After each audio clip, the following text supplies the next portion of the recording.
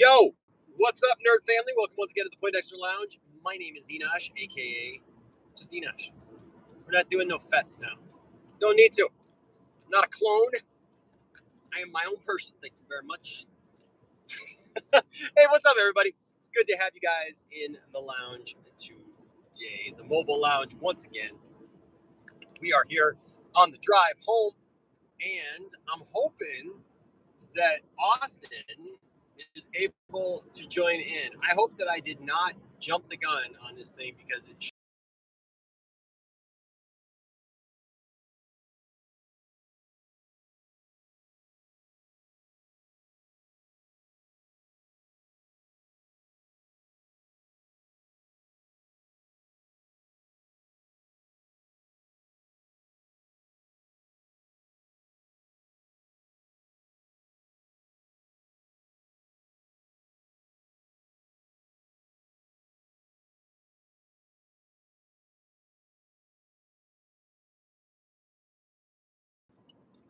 I said I put ad.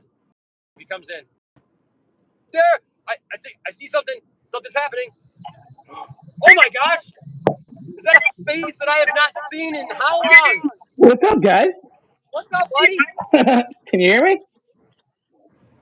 I can kind of hear you. Okay, let me adjust some things here. Uh-oh. I mean, I can hear you. I can hear you. I'm just gonna have to. I'm in the car. Yeah. And I'll just yell. We'll figure it out because I've got these headphones and I think these headphones might work. Okay. Hey, we're gonna do this live on the air, folks. We're figuring out live on the air. We're doing it live, damn it. We're doing it live. I think these will work. I think these earbuds. Right. It's perfect timing because I got a traffic jam coming right up here. All right, let me. I'm gonna. You know what? Hold on. I turned Bluetooth off. Hold on a second.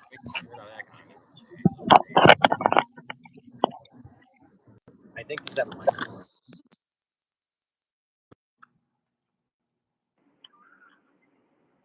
Hello? Hello. Oh, you know what? You're just through my car now. So there you go. Do I sound a little bit better? I put Can some. you hear me okay? Yeah, I can hear you fine. Can you hear me? As long as you hear me okay, that's all I care. And I can hear you, and we're good. All right. Well, hey. Nice. What's up, man? Long time no see. It has been a long time, Austin. It's so good to see you, brother. It's so good to see man. you. You too. I got you missed. I got the man bun now. I got the whole new look. What's up with that, man? Ask Bradley. Hey, I ask Bradley. How's Bradley feel about the man bun? He loves the man bun. Well, there you go. That's all that matters. He's the cut it. You know, it's funny. During COVID, man, when I grew out my hair, and it was like super long and everything, and I looked like Billy Ray Cyrus there for a minute. I'm looking back over my life, Austin, and I'm realizing I've had many different looks over the years without realizing that I had many different looks. You know? Yep. Like I remember being in the '90s, dude. In the '90s, right? When I was just starting to play in bands and stuff, and you know, like it was really important. Like I grew out my hair really long. It was curly and everything, and I wanted so bad to look like '90s, you know, like whatever that was. I don't even know what that was, but it was just like I just wanted so bad to look that way, and I never thought that I achieved it. Like I always thought that like I felt like I was, I don't know, just like not hitting it the way I wanted to. And now it's funny because man, I look back at shows, you know, like videos of my bands and just me in general, like, and I'm wearing like these silk shirts and totally nailed the '90s thing, dude. Had the '90s hair. I'm trying to bring the '90s back. I'm all about it. Bring it back. Heck yeah. I love the '90s. The '90s were good, man. You know, that's when I had a lot of fun in the '90s. I really did. That was the last decade that I didn't have, you know, that had part of it that I didn't have responsibilities in. Right? Yeah, exactly. Before Enosh became Dad Enosh.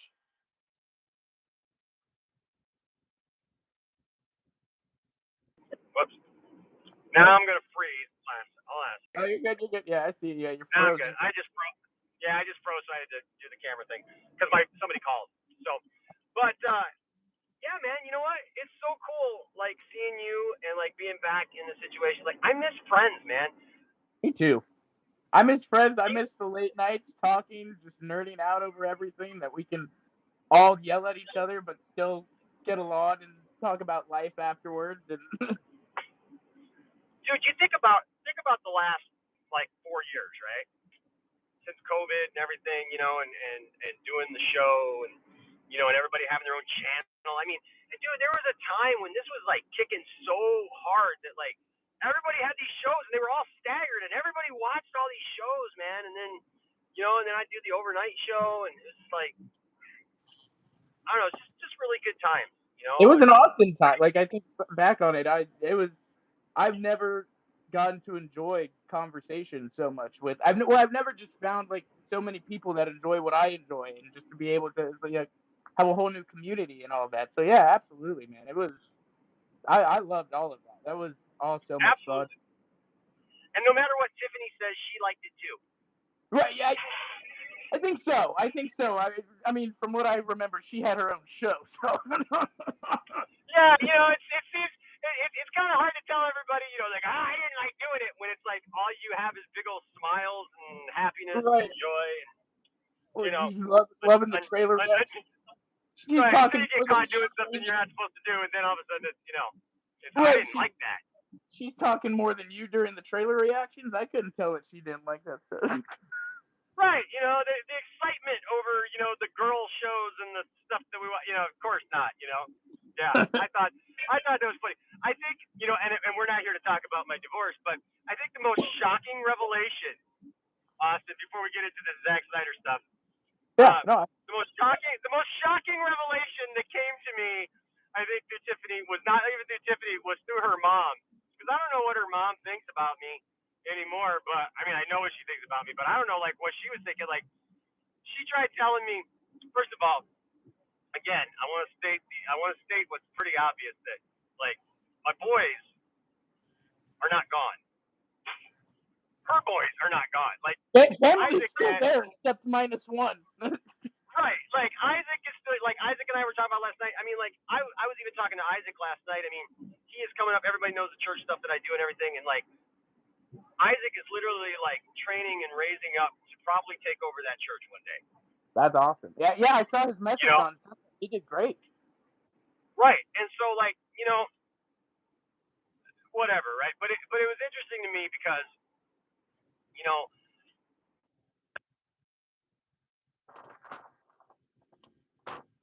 Ruh-roh. I think you cut out again.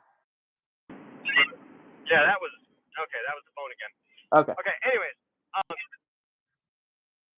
thing that was said was, we did a lot of stuff together as a family. Obviously, we were very public, and the places that we went and the things that we did. And obviously we collected. There are people who think that like we were like really wealthy and everything because I got all these toys and everything. And it's like, no, like I always said, I'm super cheap, Right. Austin. I'm super cheap. Like, and That's that's what about most all the collectors. It's like, nah, I found it at a pawn shop or a Goodwill. Like, right, right. And the thing is like people see my collection and they're like, oh my god, you spent all this money, but it's like I've been collecting since 1999. Right. Yeah. Since the 90s. You know what I mean? So it's like, it puts it in perspective, right? And Exactly. so it was really funny because people they get when they go through stuff like this, they get mad, they get upset about stuff, and then they whatever. And so it was said that oh you really didn't care about the boys and about Tiffany, you just threw money at everything. I was like, hey, what money? Right. Like, I would have liked to did you know. see some money? Was there an Did you see account some I money? wasn't? Because I didn't see no money. Was there an account I didn't know about that was supposed to access? Well, there was an account that I didn't know about. That money was being put into on a monthly basis. So there you go. There's that. Yeah. When the joke gets. Oh yeah. When the joke gets right on. Oh god. But yeah. And maybe someday I'll tell you about how I'll never look at a rest area the same again as I'm driving past him. Oh God. But hey, so welcome to the show, everybody. I don't even know who's here, but it's good to have you all here, and I appreciate all of you guys being here. And people have been messaging me all week. They're like, "Are you back?" I'm like, "Have you been watching?" I mean, Literally every day. yeah. Every day. To drive home. A lot of people. What's that John Wick line? A lot of people been asking if I'm back. Well, yeah, I guess I'm back. Yeah. That's my new thing, Austin. Is just like when Shayna says something to me, I'll just kind of stop and I'll be like,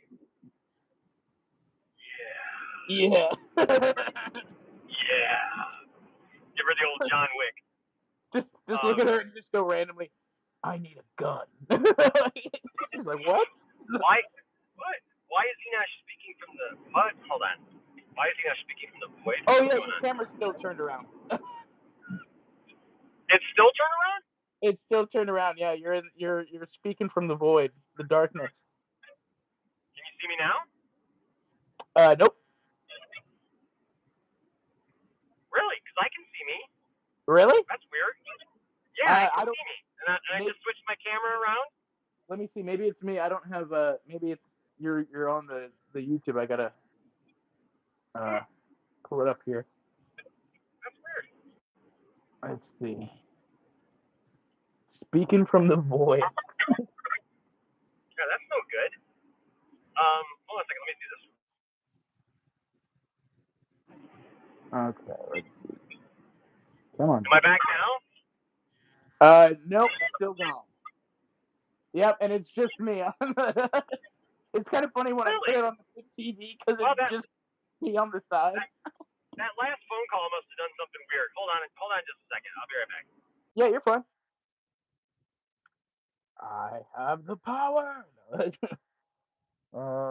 Just say hi to the chat. Hello, everybody in the chat.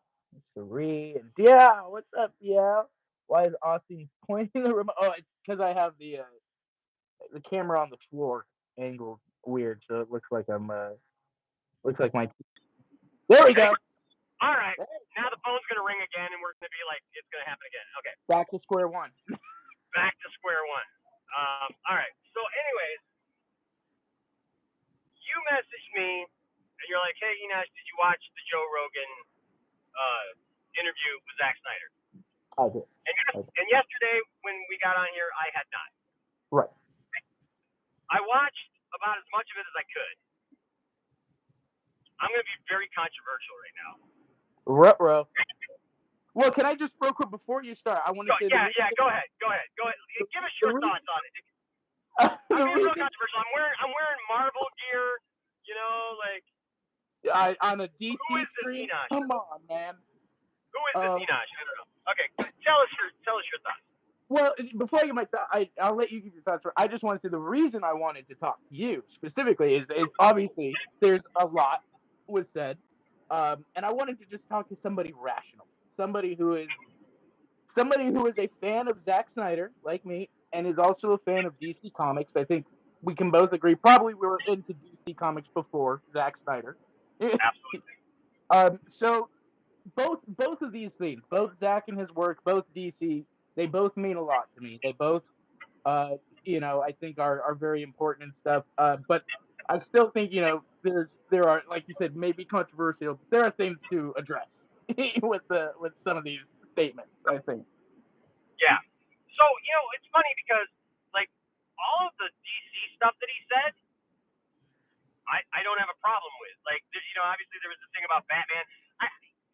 I don't understand what it is about Zack Snyder that, like, other people can do, like, the most heinous, horrible things ever done and say, like, the just, like, the most horrible berating things or whatnot, and, like, people, like, will be forgiving, and they'll be like, oh, but they're an artist, and they're this and that, and it's like, Zack just says, hey, you know what, man, like, I just wanted to deconstruct this character, and I thought it was cool, and it's like, you tell me Batman doesn't kill? Well, that makes me want to explore that, right? And I actually really appreciated what he said, because I thought that he put it in perspective. Of course, nobody took it that way, but I thought he put it in perspective of saying, like, look, if you write yourself into a thing where you say, and I've been saying this, like, yeah, you could say Batman never kills, but that's just because you wrote him that way. That like you always give him an out. It's like cheating. It's like the Captain Kirk Kobayashi Maru thing, just like Zack said. Like Right. it's in Star Trek, Kirk cheated. He cheated. Mm-hmm. That's why he beat the no-win scenario. But Right. everybody else, Austin, who went down, who did the Kobayashi Maru, they had to face the no-win scenario. Right. And that's what I appreciated about Zack, because he put Batman and Superman in a situation where it wasn't just they're going to win because they're the good guys, right? It Right. actually put them in a position where they had to make choices. They had to decide what they were willing to sacrifice or what they were willing to save, because that's real world. That's Sure. if Superman and Batman were real, Batman could never have a no-kill rule in the real world. Right. I think yeah, in the real world it would be I think there would be more of like it would kind of be like the Dark Knight, situation. Like I'm not gonna kill you, but I'm not gonna save you. Like so. I think that's Right. more realistic, right? You're like I'm gonna Right. allow some of these things to happen. I'm not. Right. He's not necessarily that and I don't even think that Batman should be a murderer going Right. and like hunting people down and everything like that. I thought it was right up against the line where he had Batman branding people, right? Because Mm-hmm. this was an old Batman who was like sick and tired of it and was like, look, you guys want to screw around? Let's screw around. Right. And so I'm totally fine with it. Yeah, I think the Batman stuff is pretty, and not to mention too, like he's working within his own story, his own like the one thing I do disagree with, I think, where he goes like, now, yes, I think the core of the character canonically, yeah, that's important to him because of his past, because of how he thinks, all that stuff. But sure, I think it's fine to do what he did, put him in a situation, challenge him in those ways and stuff. I think the issue with it in the movies and why people responded the way that they did is uh, again, it kind of goes back to like, and I'm all for his deconstruction stuff. Obviously, that's probably why his Watchmen adaptation is so perfect. Like, he very much thinks like that, deconstructing and all that.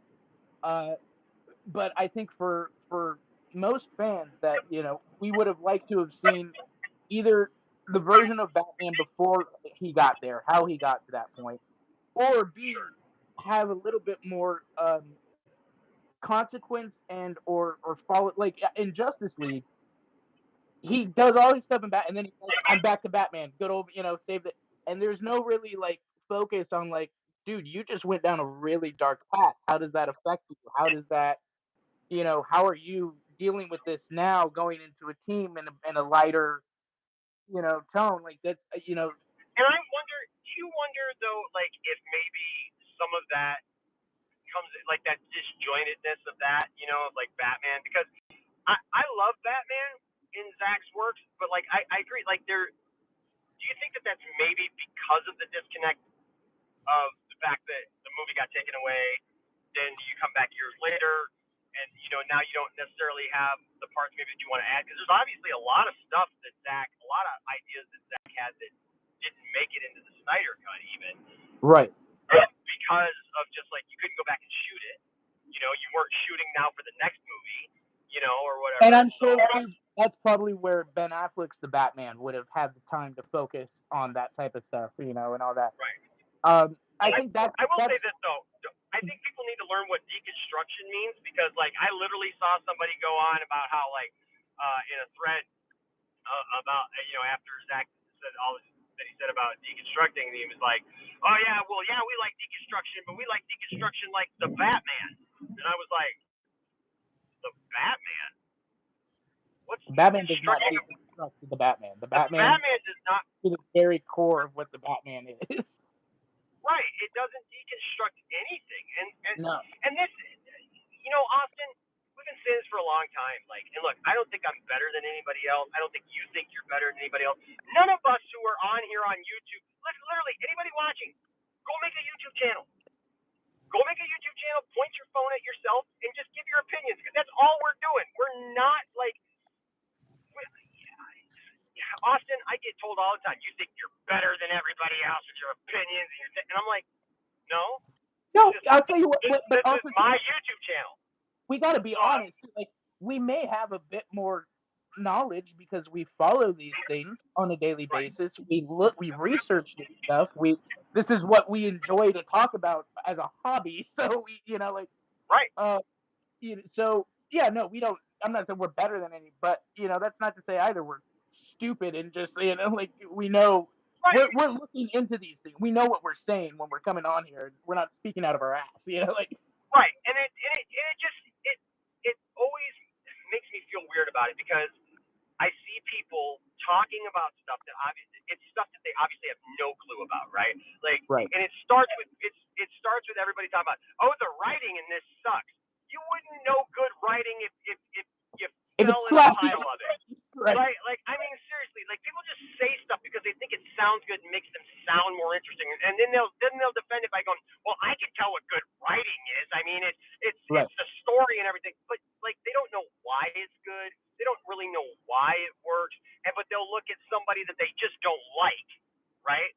Or like for example, they'll look at Star Wars, right now. They'll look at Disney, and they'll just put out this blanket statement, and it's like, Disney just sucks because Star Wars is dead. The writing is horrible. And it's like, I said, what was it, a couple of weeks ago, Austin, we've gotten probably the best Star Wars ever. I'm with you on I'm 100% Disney. Like Star Wars. Like now some people will go, no, I hate this and I hate this. Okay, that's fine. It may not all be great, but you got to remember, under George Lucas, we also got the holiday special and the Ewok movies. Okay? So don't tell me about how, like, all of it is bad. Right. Because you didn't like The Last Even the Jedi. worst part, even like the Book of Boba Fett, which in my opinion is the least enjoyable of them, has one of the most important Star Wars stories in it. You get like, it's essential. You can't, Right. So I really wasn't surprised. I mean, I guess today when I woke up and I was like looking at posts on social media, and everybody's just like pissed off at Zack Snyder. Like, it was just like one more reason to be pissed off at Zack Snyder. Sure. But like, look, I'm still in the boat of, I love his DC stuff. It's the stuff that I always wanted to see. But again, I'm interested to see what the next chapter is. Mm-hmm. I'm interested to see what James Gunn is going to bring to the table and what he's going to present. And I think it definitely is going to probably be more comic booky, if that's a word. Absolutely. But I'm okay with that, because I don't want to necessarily see the same thing every time, Austin. Right.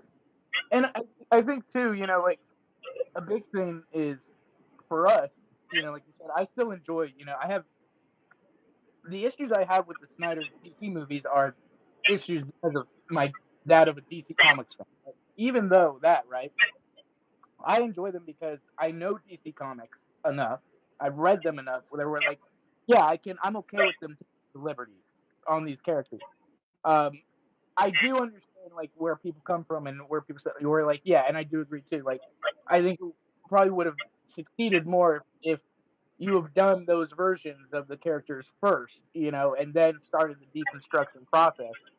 But again, that's more for people who, I think don't really, know the comics like we do. Don't, want, Right. So I get what it's like I was saying yesterday about like Jesse Eisenberg, right? I get it that like, people may not like Jesse Eisenberg's version of Lex, right? But he's still a comic accurate Lex, right? Right. And so like that's but see, that's the thing is, then you'll get the people that argue and go, no, he's not. I know who Lex Luthor is.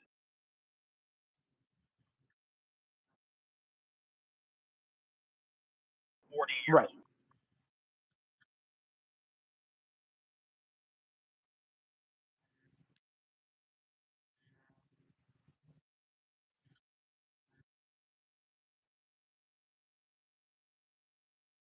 And he has to deal with everyday stuff in real life, and right. you know, and Batman even dealing, you know, like everybody like acts like they forgot about what happened to Batman after Jason Todd died. Exactly. He lost his mind. But I will say now that was an interesting. Funny that you bring that up, because that was an interesting thing. Because now, you know, to Snyder's point, right, with the whole Kobayashi, he found a way around that, right? Todd gave him the ultimatum of like, kill me, kill Joker, and so I think that was the one thing too that I don't know if it's the way that it came off too, just because maybe it's like the kind of bro Joe Rogan, you know, type of, where I think that kind of came off of kind of like, that's where people get upset, like, oh, you're just doing it to be edgy and doing that, and you know, like, I understand that, like, and I think, like I said, if they would have explored the aftermath of that more, of like, Bruce is really dealing with like, okay, I messed up. I, you know, how do I not just pay that back to, you know, by getting the team together, but the people, or what, you know, the people of Gotham and that, and or their trust in me. Which, yeah, like we said, that probably would have been addressed in the Batman movies and all that type of stuff, but never got to it. Real quick aside to that, what did you think of Joe in the way that he introduced Zack? I'll be honest with you, I really wasn't impressed. He didn't come across like he like. I mean, he obviously knew about the Snyder cut and Right. and like some of that stuff, but he really acted kind of ignorant about a lot of stuff, and he may just be ignorant of like DC comic stuff, maybe. So, but yeah. like, but you know what I mean? Like, I was kind of surprised because he just kind of acted like he didn't really know the story, you know? I mean, yeah, like, I don't know if that was on purpose, or if maybe because they honestly really didn't talk too much about DC stuff. All in all, it was maybe about 10 minutes of a 2-hour conversation that they talked about DC stuff. So maybe that was also on purpose, because in the first like 10 minutes, Snyder very clearly goes, the only thing I would still do is The Dark Knight Returns, if I could still do that, and I would never do a comic book movie again. So I don't know if they maybe discussed in the beginning, like, maybe let's stay away from DC stuff a little bit, or I don't know.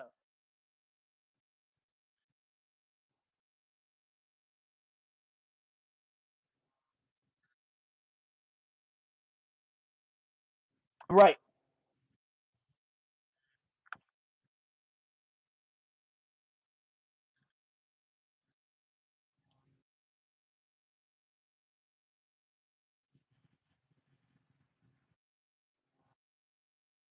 Right.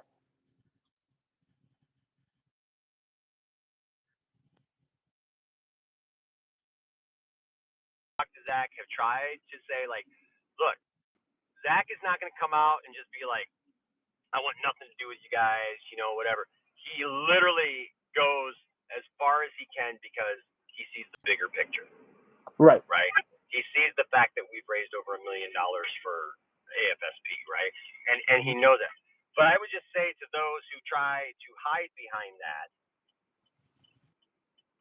stop, because you acting like a dick to people, and then hiding behind, oh well, we did all this good stuff. I don't care. You know what I mean? It it comes across as, hey, we can do whatever we want and act however we want. And it doesn't matter. It doesn't matter how bad we act or how mean we act to people, or hypocritical that we act. Right. Because we gave money to something. And look, it's a great cause. Obviously, I've supported it. Others have supported it. We've supported it as a channel here in the Poindexter Lounge. It's just a thing of, just do right. Be good to people. Right. And I thought it was interesting because he's like, yeah, it's toxic, but they've raised all this money, so I'm not gonna, go off on them. And I can understand that. Yeah. Look, Matt Jarbo's been saying for a long time that Zack is not going to turn down what a paying customer or something like that. I don't think that it's so much that.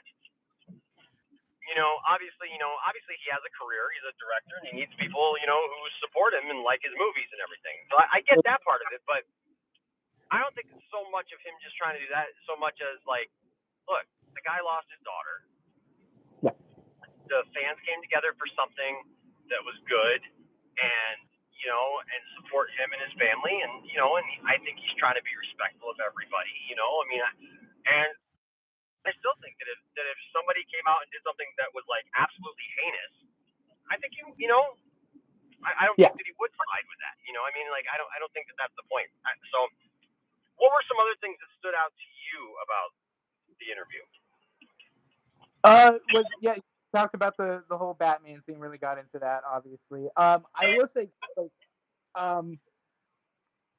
I think for me the biggest part was also when he just talked about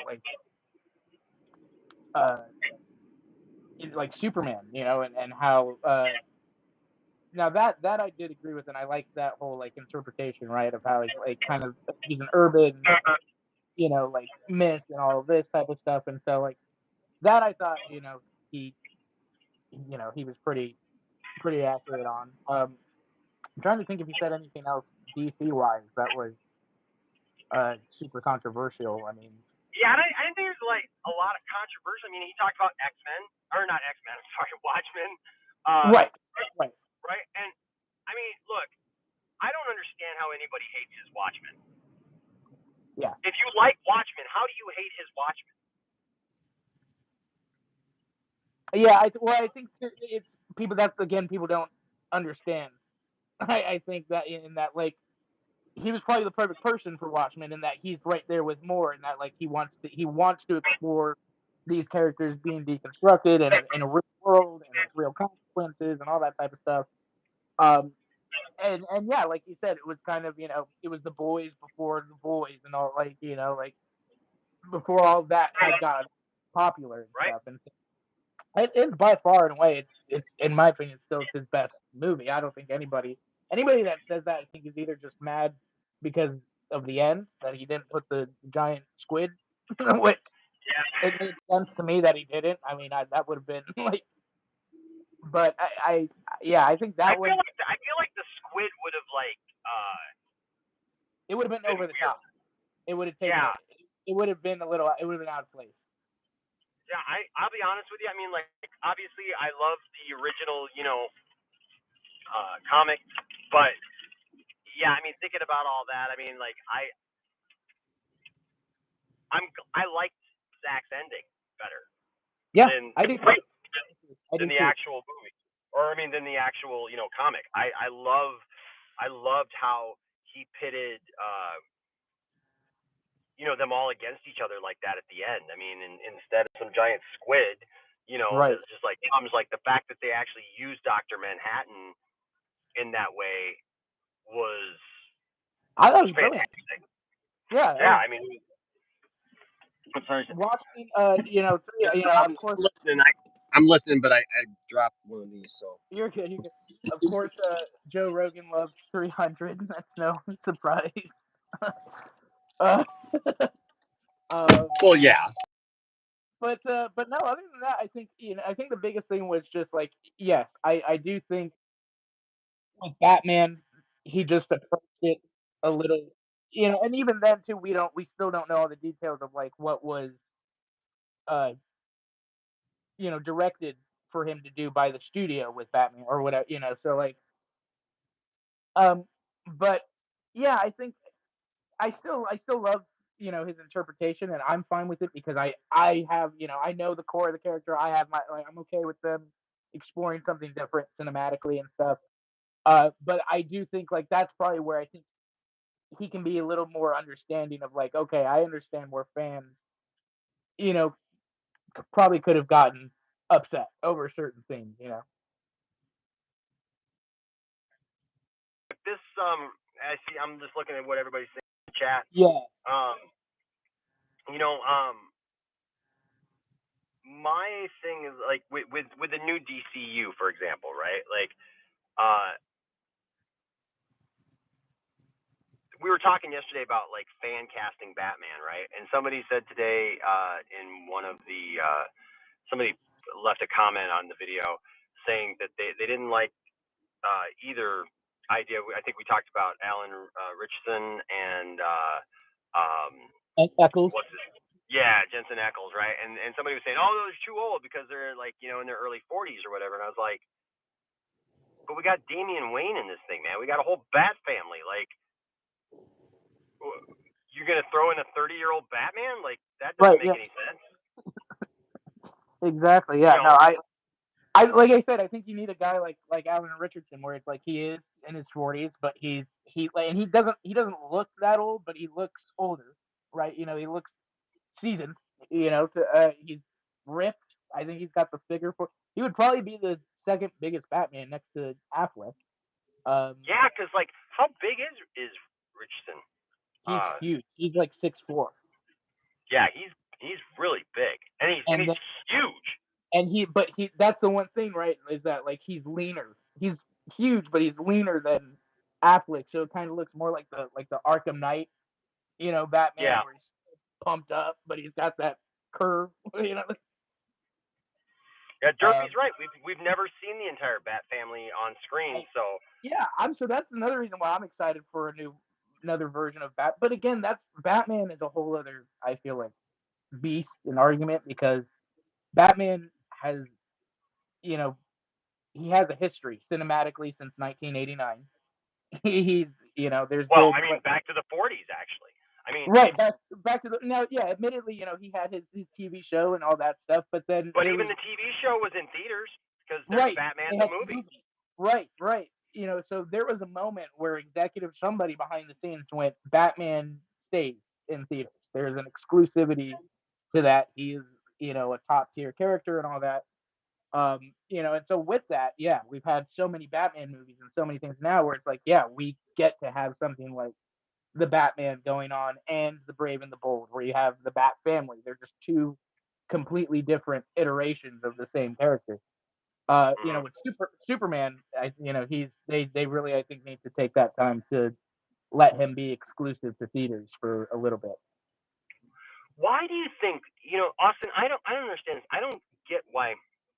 First of all, there's so much false outrage, and that's what I've been talking a lot about these last 2 weeks is this false outrage stuff. Because like, enough is enough. For God's sake, people are freaking out over the fact that they're canceling Superman and Lois. Yep. And like going off on James Gunn like this is a bad thing.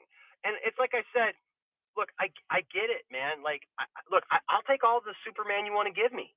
Man, if you want to give me a live action TV show and a movie series and a cartoon and whatever, you know, whatever, I'll take it. But the problem is it dilutes it all. It dilutes all of it. And if you have, especially if you have two live action things going at the same time that are supposed to be the exact same thing, at least with Superman Returns, you had a fully realized Superman in that world, you know, whatever. And then you had Smallville that was going on at the same time, but Smallville was not the same. Right. It was different because it was Clark's story and it wasn't him flying around in the tights and stuff. You know, I mean, that was the point. It differentiated itself from Superman Returns. If you got Superman, well, now it's just Superman, not Superman Legacy, but if you got Superman coming out and you got a TV show in live action, so if you have Brainiac on the TV show, and then you want to do Brainiac in the movies, you're technically competing against yourself. Everybody's like, it doesn't matter. Okay, in the bigger scheme of things, you might be able to say that, but it does. It's going to dilute it. It's going to cause confusion. It's going to cause comparison. This is why also Warner Brothers isn't going to sell anything or lease anything to Netflix for the Snyderverse to continue. Because no matter how much we are, and we just talked about it, Austin, no matter how much we're here and like, look, if they put out the Snyderverse and the DCU at the same time, I would watch both of them. I would understand the difference between both of them, but the average person will not, because the average person is like all the people that I knew. The average person is like the people that I knew who went to go see episode 1 and went, oh, so that's Luke when he was a kid? And that's not to say, right, because this is my biggest thing, and this is why I want to talk to you, right? Rational, right? We understand, right? I see both sides, but at the end of the day, no matter what, right, an audience is gonna lose, no matter what. So you are taking a bet either way, and I agree with you to say that, like, yeah, I'm not trying to say the audience is stupid or any of that. I think lesser of the audience, which I know like some people like to say. I think like no, it's not that. It is the simple fact of no matter what, whether confused or not, you are going to have people that go, "Oh, there's a Superman in theaters. Why do I care? I can watch him every Tuesday." Right. Now, that's not to say it's gonna go the same way on the other side, right? Oh, there's there's a Superman in theaters. Well, I don't give a crap about the TV show.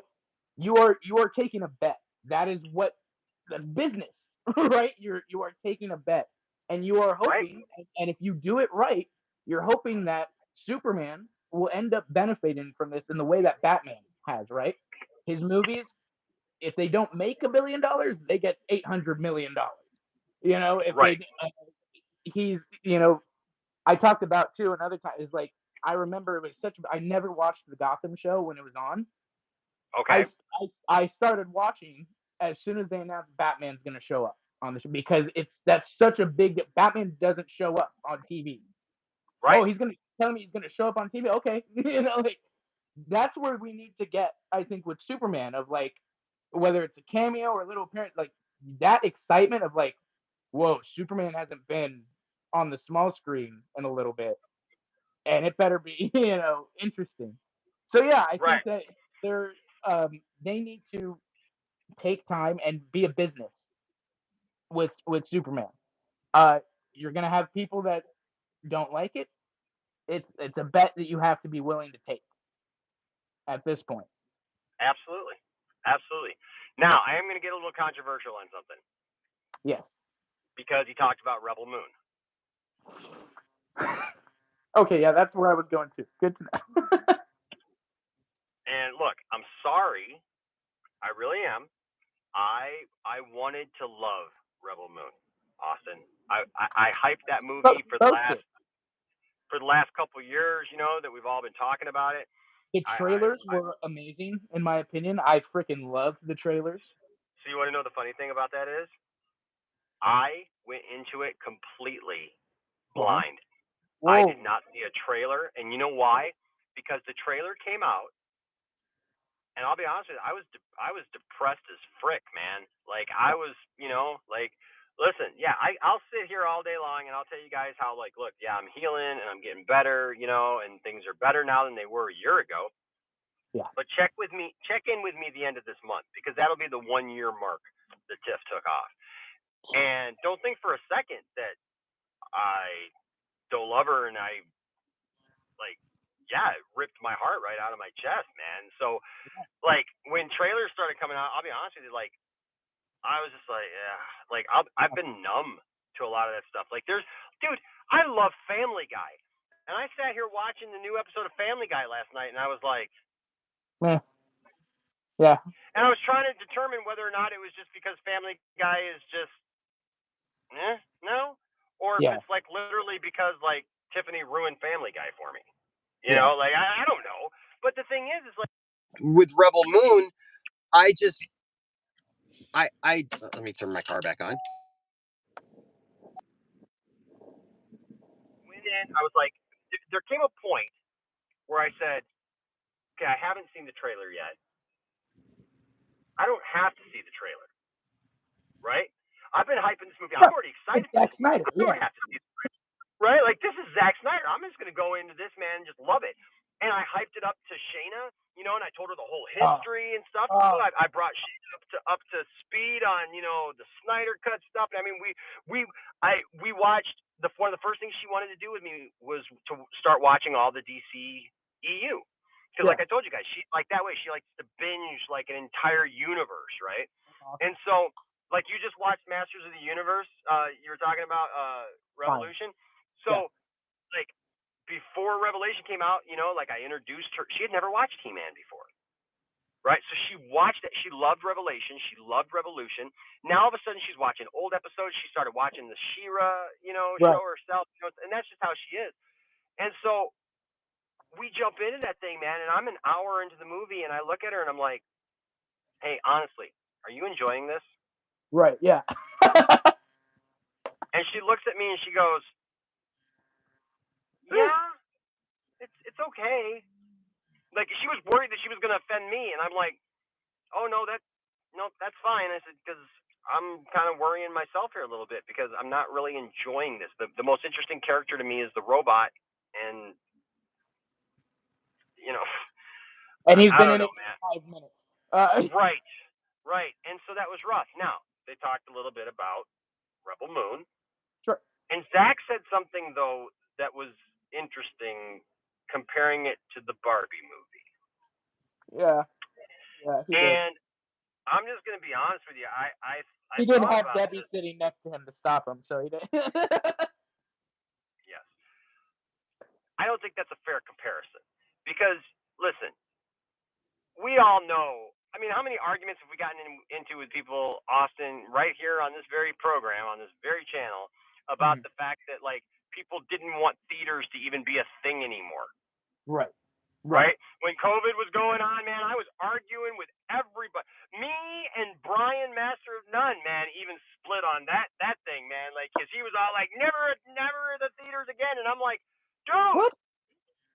Like man, it's the movie theater, man. What the heck? Like, why wouldn't you want to go see a movie at a movie theater? Like, I can, yeah, I got a big TV. It's not the same. Yeah. And so the thing is there are people that would that if Rebel Moon had come out in the theater with a regular run and wasn't on Netflix, you can't say I don't feel like you can like do this math of going, well, we know that this many people watched it and there's at least 2 people. You're Like that you're was where I mean, you're it talking started to about lose me. And not all those people would have gone to the theater. Is the thing. that. Not all those people would have plopped down their money. I saw somebody go, "Oh, I would watch it at home for free, streaming it," and somebody's like, "Oh, it's Netflix free." It's like, come on, shut up, stop with the semantics, okay? You pay your $14 a month or whatever for Netflix. You get your Netflix, and basically, I mean, it's what some places it's like half the cost of a movie ticket, right? Right. And you get all of that content. But that doesn't mean that you would have gone out. Yeah, you'll watch it on Netflix, right? But it doesn't Right. mean that you would have necessarily gone out and paid money for it. The people who went to go see Barbie went to the theater, plopped down their hard-earned money, and watched Barbie. Now, I'm not saying that Barbie's better than Zack Snyder or anything. Like, people got to stop reading into this stuff, man, and like acting like everything that everybody says is like some kind of attack. It's not. It's just that I feel like it wasn't really a fair comparison. Not only was it That's not a fair comparison, it's just like you said, you're talking two completely different beasts here. yeah, Okay, like you said, first of all, right, you have the option to watch it from home. Of course, more people are going to take that option. So if you had it in the theater, you're not going to get exactly those numbers, right? Number two, and this is the big one for me is you know, look, I think the biggest thing is right, word of mouth. Love Snyder, okay. Word of mouth for Rebel Moon, besides like I'm sorry, Snyder, like fanatics that just love everything that he does, no matter what, was not good. And so I probably would have had a similar situation where yeah, that goes to theaters. Your second weekend box office is going to be a massive dip. Like Argyle happened with it this year. Happened with it. This just happened. Bad word of mouth will destroy your movie. And so that's the nice thing about streaming, right? Is it gives you that option of like, oh, I don't, I heard it was this and that. I don't have to worry about paying the ticket. Goes, yeah, I can just watch it. I can right. make the decision for myself. That's why people bootleg things, dude. The Yeah, economy is tough, man. Like things are tight, and people go, "I'll watch it at home for exactly. free." And not to mention too, like I think too, it's just yeah, that comparison was just the wrong comparison to make, man. I know I get what he was going for and stuff, but the fact is that's not how the numbers and the algorithm works. Right, And if that were the right, and case, right, then the Snyderverse would probably still be around. Like, right. Well, like Integrity said, Integrity. I get it, man. That like I get it that Barbie was a mainstream movie, but the thing is that a mainstream movie for what? You know, like it was a mainstream movie, but Rebel Moon was on Netflix. It's two, like you said, it's two different things, completely different scenarios, Yeah. and you it's really hard. I think it's a slippery slope, and it's a losing cause to start going down this thing of uh, of trying to rationalize and come up with a number Right. to go along with your streaming.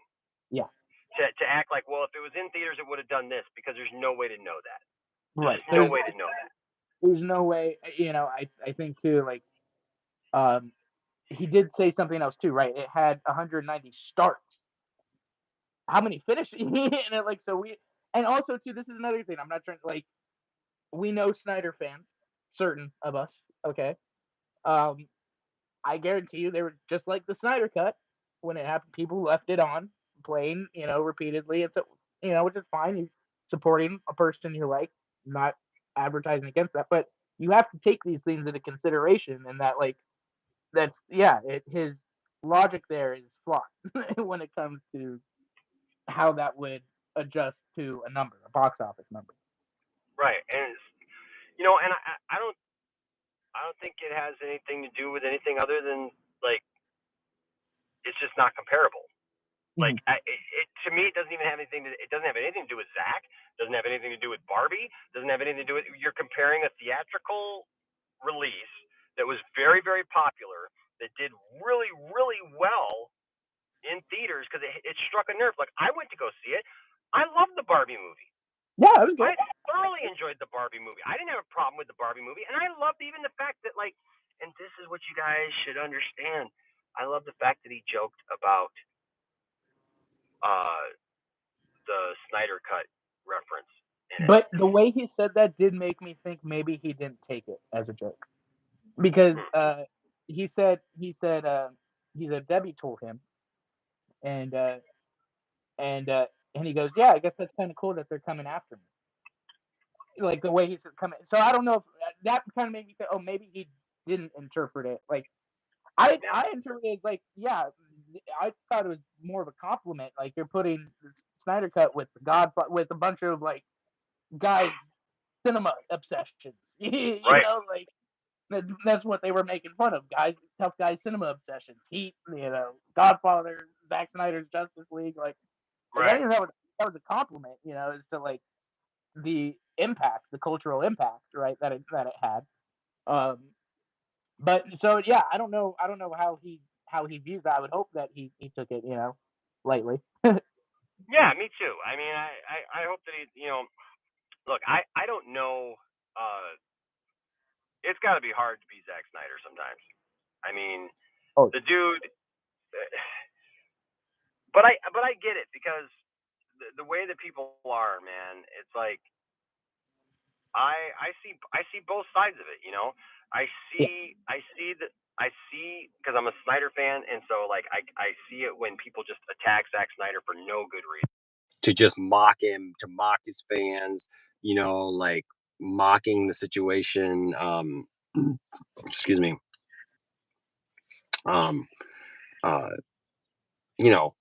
But a lot of stuff. So, hey, Bob, you know what? You haven't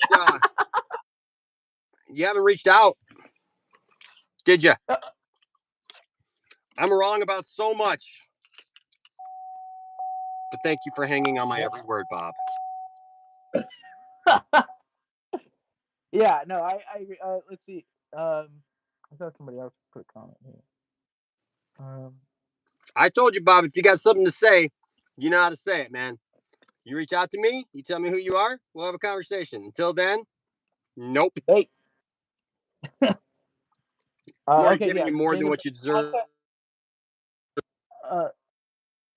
Right. In context, Snyder is talking about the viewership advantages streaming has over movie theaters. He just uses Barbie as an example to put it in perspective, since it was top. Well, he's talking about the streaming advantages of, like, yeah, the accessibility and stuff. But again, like, Yeah.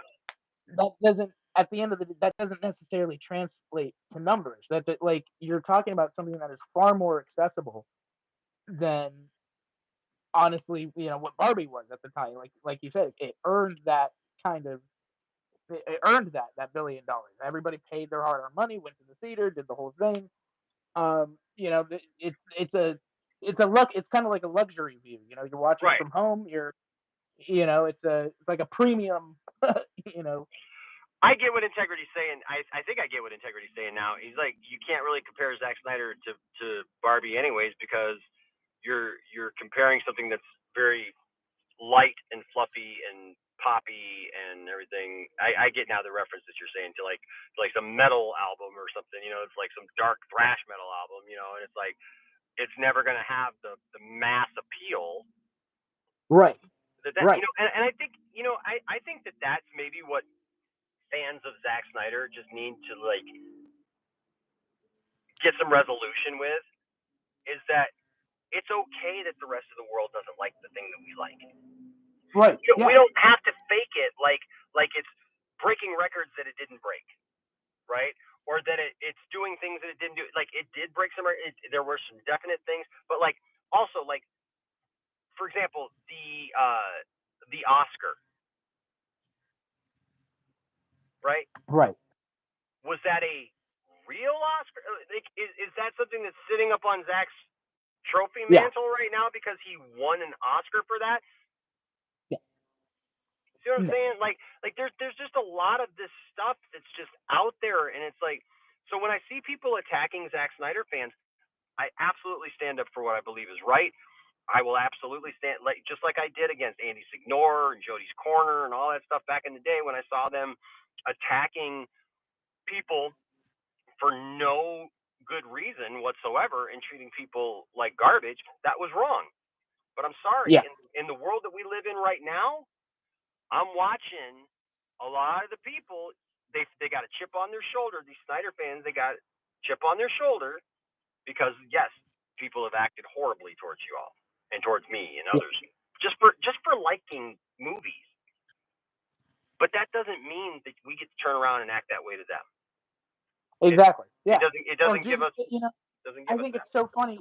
All the hate that Snyder got when he joined the universe and started Man of Steel and all that, all the worries, all the stuff that all Snyder fans had to take. Snyder fans are now saying that about Gunn and his new universe and his whole thing. And it's like, I mean, again, you're talking about two completely different situations. When Zack was hired, they did not have the plan of the DC universe. They didn't hire him with the intention of what they did with James Gunn to plan out 10 years worth of content and all. Well, I don't know. I mean, they had. I mean, they announced a ton of films. They had a plan, but it wasn't until after Man of Steel that they announced all those movies with BVS. That's what I'm saying. Like, it was the success technically of Man of Steel that said, okay, let's build the universe, right? Right. Yeah. Whereas this one, we're going into it from the start with the intention. The first thing, this is a 10-year plan. So even like people comparing stuff and doing that, like, it's so dumb. It's like they're completely different situations. They're complete, and then you like the professional photo of the cast of Man of Steel next to the screenshotted picture of the cast of Superman, James Gunn's Superman. It's like what? Like look how regal this is. Well, of course it's regal and beautiful because it's like the EW spread. Like compared to this, like and okay, integrity. I do get it. Yes, the chip on the shoulder is probably warranted, but you know what? We need to be adults, right? So yeah, exactly. They hired Zack to make a Superman.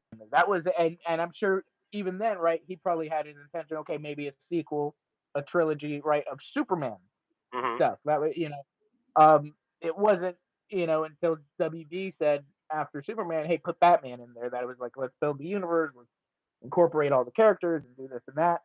So yeah, I think that they're just coming from two different places too, and we're at the point too where all the complaints we had, right, as Snyder fans about the regimen and who's in charge and blah blah blah, it's all gone. Right. Everybody is gone. Whole new, whole new staff, whole new people. Gunn has reiterated many times that him and Safran have control of DC and that in its future right now. So even the people that are scared with the sales, right, a WB sale or anything like that, like I'm pretty sure, like even at this point, it would have to be contracted in there that like this universe has to continue for a certain amount of time, whether it be 2 or 3 years, to find the figure out its success before we just buy it and dump it. Like that I'll be honest with you though, dude. I feel like anybody, like say Universal comes in, right, and buys it all, right, and buys DC, whatever. Right. It's weird because if they come in and buy it, like you can't tell a studio or anybody buying the thing that like you have to finish this thing that we did. You know what I mean? Like if you're in the middle of productions and stuff, but like we've seen in the last couple of years, that's not the case either, because like you could be in the middle of production of something and just have it get shut down. You could have something done in the can. I was Disney, I would have shut the New Mutants down the moment I bought that freaking place. I would have said, "Oh, you guys are making this? Let's see what we got. Shut it down." I mean, Please. if that were the case, like no, even with Marvel when they bought Fox, they had to let Fox finish. I think it took what stuff that was already years, yeah, and then after that they couldn't touch the characters for a certain amount of time. Like so there are a lot of things with business wise with these types of characters that we don't know, that I don't see them if they were bought, that a studio can just go in and go cut off something that they've already put millions of dollars into. So whoever's buying them is taking on that investment as well. So certain things like that, it's just fans over exaggerating and just freaking out for no reason. Look, at the end of the day, it's all subjection. I mean, look, just like good old Bob there, Tom, or whatever he wants to call himself today, saying that Enosh is bad take because he doesn't like Dune, but he likes Dial of Destiny. Oh, it's such a bad take. Who the F cares? Right.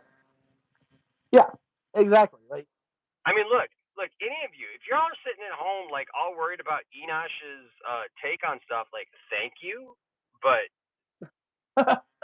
like, I don't care if you think I have a bad take, because it's my take on something. Like, I don't care. I also like Howard the Duck, so screw you. I don't care.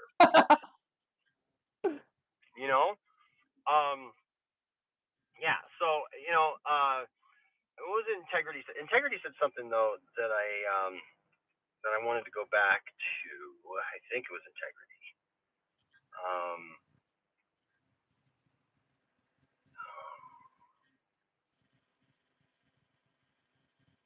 Or no, it was fourth. Because he's talking about the cast. He says when Nicholas Hoult is your biggest star in a Superman movie these days, ouch. I don't think that's fair either, because yeah, you got to have some kind of star power, I guess, in your film, right? But like traditionally, a lot of your good superhero movies that like break out are because you only have like one star in that film, and the cast, and the cast just like blows it out of the water, and and is amazing, and it gives it, what it does is, because there's not like a bunch of superstars in your movie, it gives the rest of the cast a chance to breathe. And not to mention too, we still don't know the full cast. Right. Jor-El has not been cast, and Superman's dad has not been cast, as far as we know. And that's what the Snyder movies, those were your two big names, Russell Crowe and frickin' Kevin Costner. Was like, what about some other villains, right? I mean, like, we don't know who's, like, if the rumor is Brainiac, that's probably gonna be a big name. Like, right. Probably gonna be a big name. You're absolutely right, dude. So like that's the thing, man. It's like, that's why I just keep saying, let's just wait. Just wait until we don't even have a real suit reveal at this point. Exactly, and exactly. Integrity Reeve, was a no name when Keaton. Keaton was a comedian. People did Yeah. not like that.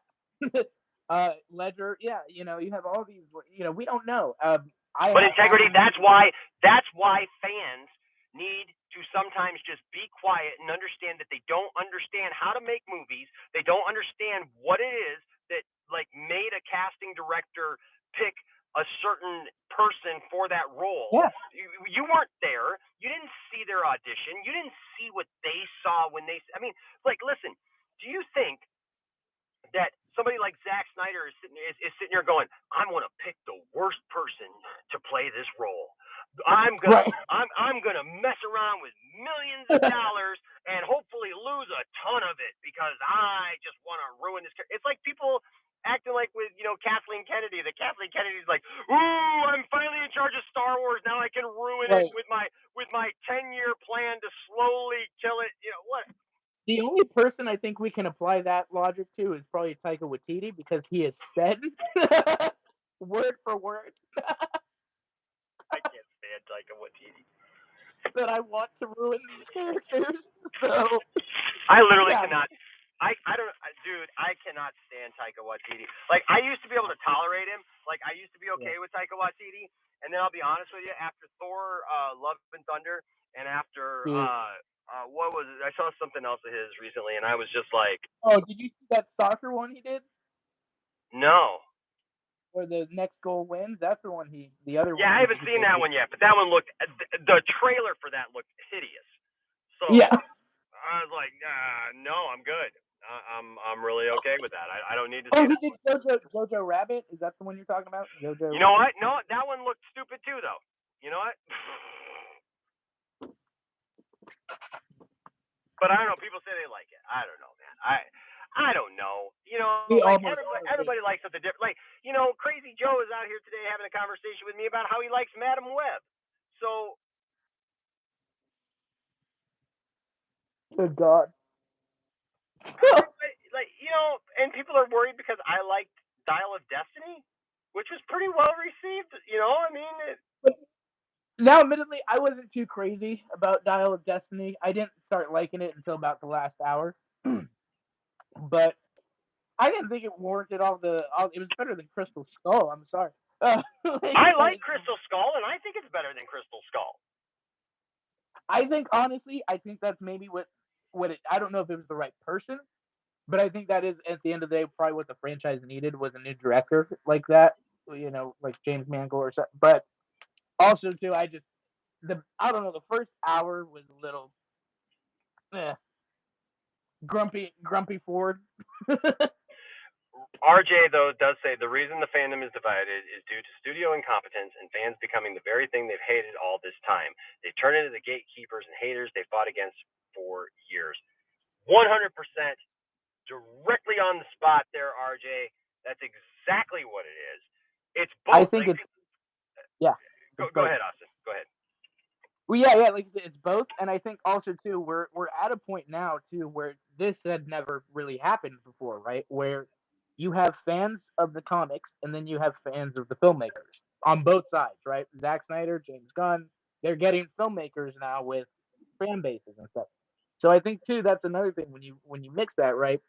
You start to see like, okay, and it's fine, right? As a comic book person, I want all the fans, everybody. I want everybody to Right. experience these characters to bring everybody in. But I think that does start, especially with the gatekeeping, right? Then you start to have those fans of that director and that interpretation of, okay, that's the only way that, that's where the gatekeeping begins. And then you have the comic fans going, oh no, my comic version is the only way that this is supposed to be, like.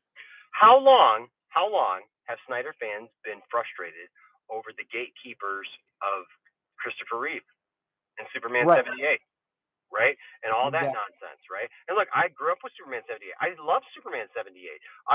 You will never take Superman 78 away from me. But I love other incarnations of the character too. You know why? Because I love Superman. Exactly. I love the character. Superman is who I love. Exactly. 100%. you know what? The thing is if there was never a Zack Snyder, I would have still loved Superman. Now, Yep.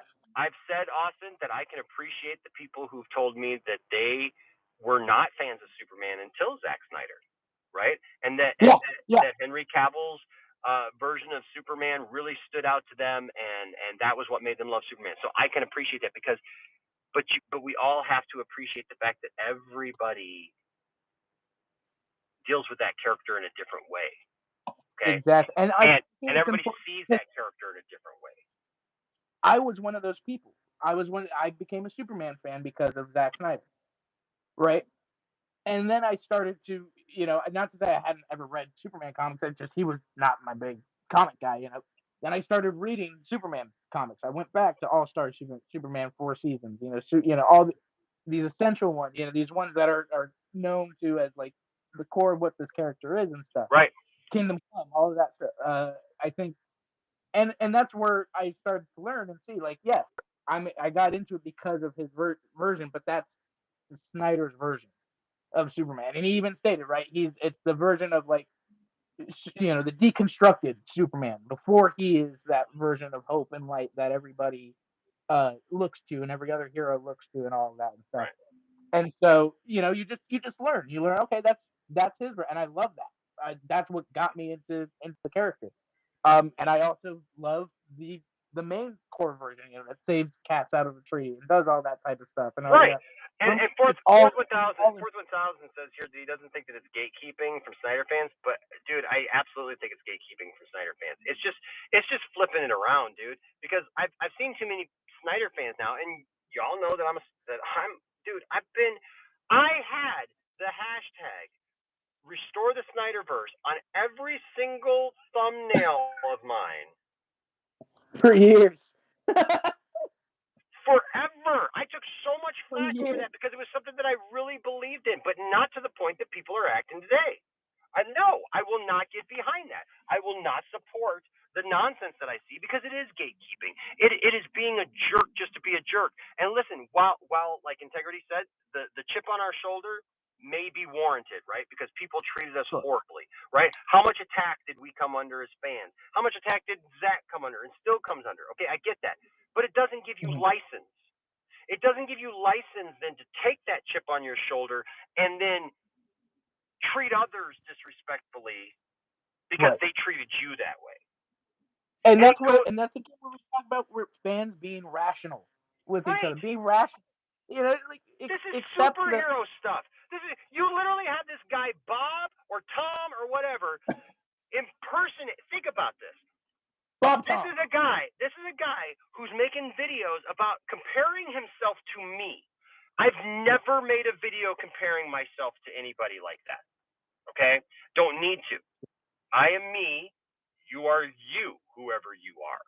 Okay? But the thing is, dude is literally impersonating a man who groomed a woman for over a year, got in her head and convinced her to leave her family, her children, her husband, her position as a pastor of a church, everybody, okay? And that's who you want to impersonate, all because you got a problem with some of the nerd stuff that I talk about? Because you don't like my takes on a couple of movies? This is what I'm talking about. This is stupid. It's stupid. There's no other way to put it. But also, too, thank you. Because at the end of the day, you're just telling us how childish you actually like. You're not somebody that I can have a reasonable. There's a great. You want to debate me? Like that's what I think is hilarious when he was like, "I want to debate you." Like, you could have asked or called in. Like, it's just dumb, right? And so, but this is the kind of actions, though. These are the kind of attitudes that I'm seeing from those who claim Snyder fandom, because it's not everybody. Yeah. And exactly. I've stood by that. I've had people tell me that I'm wrong and everything else, but no, it's not the entire fandom. There are good, rational people in the Snyder fandom. That is why the Snyder fandom has actually stayed around. What has been hijacked in this last couple of years is not the Snyder fans. Yeah. It's people who went rogue, went off on their own because Yeah. see, the Snyder fans, the Snyder fandom was always about something else. Was always about somebody else. It was always for Zack or to raise awareness, right, of suicide prevention, or to raise awareness of autumn. You know, to yes, we were fighting for a movie, but even Zack said if the movie never came out, remember when Zack said that? If the movie never even came out, Yep. it would be worth it because we raised this money. And that's what people forget. It wasn't about the movie. It's just not. And so now what we have is we have a cause without a cause. Right. Exactly. It's not important. It's not important that we just get what we want, Austin. That's not important enough cause to get people like really behind something because it's not about a cause. It's not about helping somebody. I know they still attach, AFSP to it, and that's great, and I'm thankful that they do. But it's no longer about it. It's all about they didn't give us what we want. Yep. How do we get revenge? How do we boycott? How do we this? How do we that? Yeah, 100%. And I'm sorry, just to say too, Fourth, like you're saying there's no gatekeep. Like literally, go look on Twitter at the people who are hating on James Gunn's Superman right now because he's not Henry Cavill, because he's probably not going to be, it's not going to be the type of version that Henry Cavill was. It's probably going to be like more comic booky, more that, what is that? It's the definition of But they'll gatekeeping call right there. But they'll call David names. They'll ridicule him. They'll post these pictures of him in a suit that's not even the real suit and mock it and everything else. And exactly make fun of it. Call him Superman from Wish, ordered from Wish and everything. Yeah. It's like, what did the dude do? Nothing yet. He accepted the role of Superman. Exactly. And even the people, they're going, oh, I think, I'm sorry, integrity. That's fine if you think Gunn's universe is going to fail. We don't know. None of us know. We have no idea if it's going to fail or not. I will say Gunn's box office is better than previous people. That's not a dig or anything, but you want to come. That's what I'm saying. Like, come at stuff rationally. Most likely, when you look at the box office of James Gunn, it's pretty hard. It's pretty hard to flat out come out and go, "Oh yeah, it's gonna fail," when all of his movies have made, except the Suicide Squad, which is a pandemic movie, all of his movies made $500 million or more. So again, dislike him. That's fine. Not be excited. That's fine. When you come out and just say irrational, stupid stuff just because you're mad it's not Snyder, or you're mad it's not your continued universe, or this or that. I saw somebody else say there in the chat, like, everything I love about DC is gone. Well, then maybe you never really loved DC.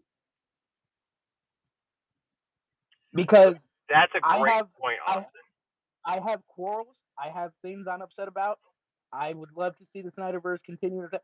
Again, like we said, I'm a fan of these characters. No matter what, at the end of the day, these characters have made such an impact in my life that if they can do something similar in somebody else's, I'm all for it. That's the point of these characters. That's the point. We know of you heroes. didn't, Integrity. Integrity. That wasn't nobody's making a statement towards you. No. Yeah. No. See, that's the thing. This is what I find, and maybe it's just the clientele around here. Okay. Mm-hmm. But I'll be honest with you. What I love about Poindexter Lounge is even the people who are diehard and like sometimes like would be rude about the Snyderverse or whatever, right? At the end of the day, the lounge seems to be a place where people can have these conversations. And at the end of the day, I'm not hating on anybody who, we joke with Integrity all the time because Integrity comes in and goes, Zack Snyder's Justice League 2 is inevitable, right? Yet Integrity loves Christopher Reeve, right? Right. So like that's the point. Like we don't have. It doesn't have to be one or the other. It doesn't have to be this or that. And like we shouldn't want it to only be portrayed one way forever. We have the Snyderverse. I get it. Like people will say, well, we just wanted him to finish the story. Okay. And okay, I get that. I did too. But we weren't guaranteed. Nobody told us. Nobody promised us anything. We didn't even know we were going to get all of this until BBS. Right. like that, and and that's the thing is that's what cracks me up about it. They're like they didn't give us what we want. Nobody ever told you they were gonna give you what you want. Like it's not Right. like we got promised something. It's not like this was going and then like all of a sudden they were like, no, we're not gonna do it. Well, now look, I get it. You can say, well, Dwayne Johnson, got Black Adam going, and he brought back Henry Cavill, and that's a hornet's nest right there because that's some BS. To go through the whole thing of having Cavill come back, having him announce it, okay, but that's a Warner Brothers thing, and we know that. Look, and nobody's Right. defending Warner Brothers here and acting like Warner Brothers has learned their lesson and they're just good guys and we should, just be good with it. Right. I'm just saying, That like, was on them for allowing the interim people that they chose to make decisions they probably shouldn't have. right. And so the thing is that I totally I get the frustration, man. I totally get the frustration. But in the same token, it's like we weren't promised anything. We weren't told that this and that was going to happen. And I'm sorry, but I'm going to look all of you in the eye, all of you who have probably deleted your comments from last October about how you weren't going to go see Black Adam because a couple of seconds of Henry Cavill wasn't going to fix it. That it Well, that if you didn't have Henry Cavill back in a movie, that just putting him in the the end credit scene wasn't going to be enough, and so I'm not going to go see this thing. Well, guess what? Yeah, we don't know. It might have been a thing of like it didn't matter how many people went to go see that movie because James Gunn was already doing it. But wouldn't it be really interesting? Wouldn't it be really interesting if it was teetering on the edge? And yeah, James Gunn had written this Superman movie, but there was no guarantee that Superman movie was happening. And then it was like, oh, the movie didn't make any money. I don't care what Dwayne says about how $3 million or $3 million. It's about it. The $300 million. Whatever. Like, dude, your movie crashed, buddy. Come on. Right. Let's be honest, man. And exactly. And I think you're probably right. I think it absolutely would have made a difference. I mean, look, they gave every Snyder fan the opportunity. They told you days before the movie came out that Superman would be involved in it somehow. The Monday after the box office, so they announced Henry Cavill's back, so in hopes the second weekend would do better. You guys and also that's when Pam and Michael DeLuca were interim. Absolutely, I absolutely think that movie would have been successful. Probably would have had a maybe second chance. At some things.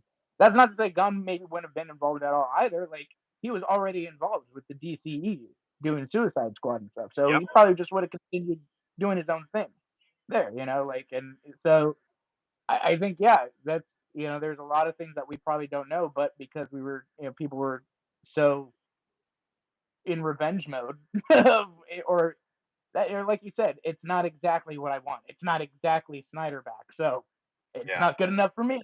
Yeah. No, I hear you, man.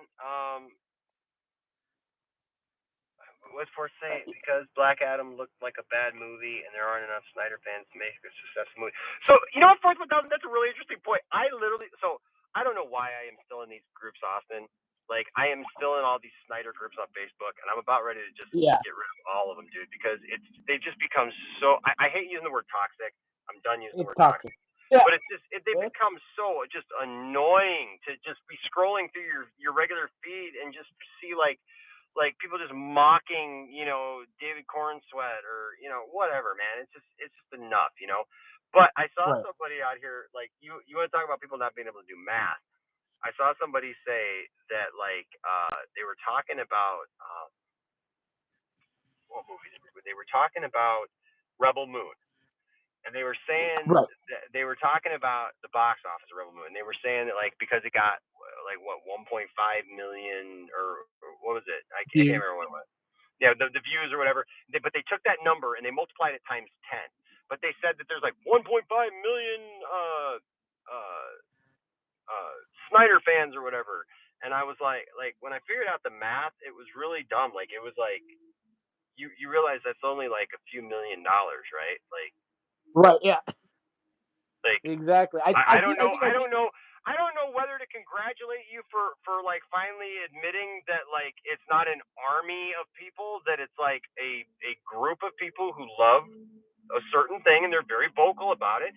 And yeah, they could dent some things, but the Yeah. reality is like when you're talking about a movie that needs to make $1 billion, like 1.5 million is not gonna, like. And this is a great comment right here that I think we all need to accept 100%.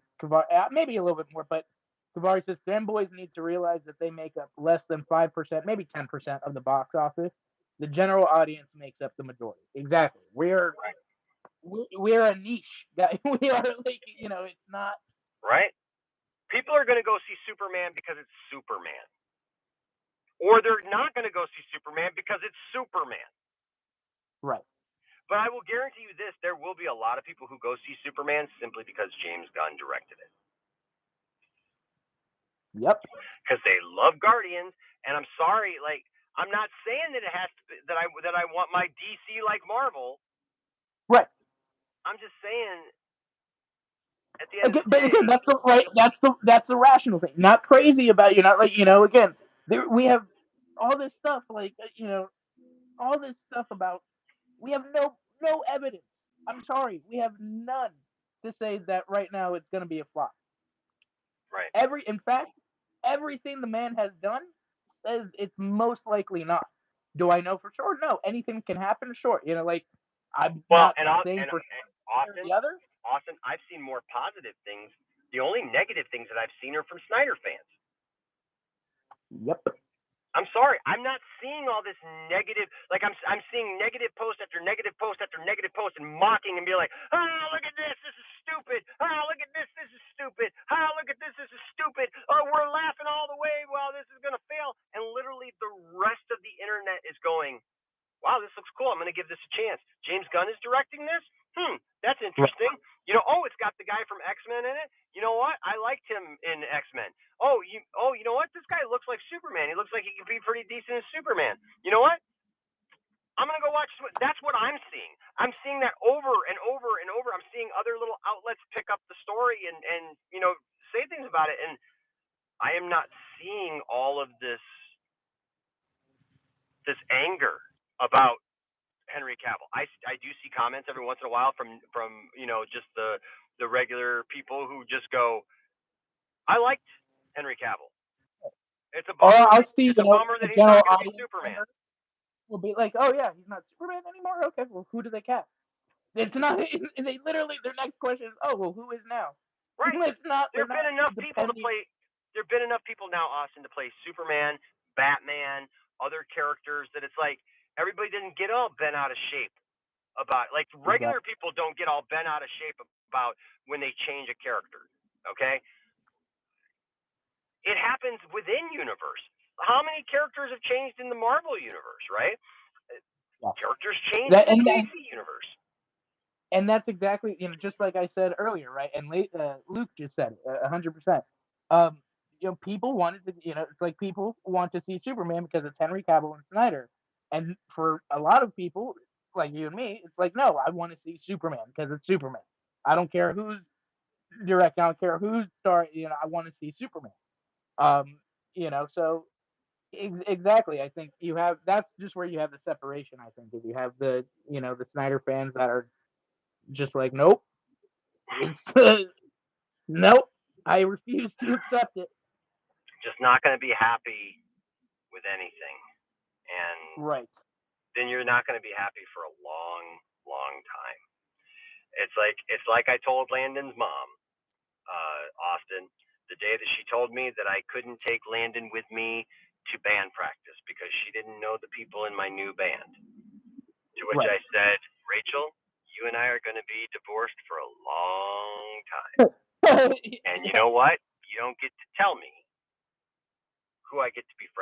together going forward, and where I get to take my Right. son. We have 50-50 custody. That means I have to trust you to be responsible when you have him, and you have to trust me to be responsible when I have him. Now, if I take him around somebody that he's not safe and, whatever, then we can have that conversation, and you can, pursue other things, or I could pursue other things if you, put him in that situation too.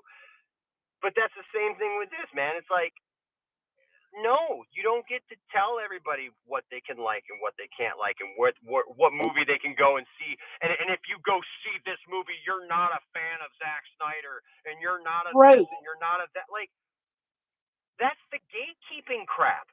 Like, I'm sorry, but I'm tired of. Like, I don't care anymore. See, and this is the point. You all know that there was an Enosh that for a couple of years, man, like, I cared about being a Snyder fan.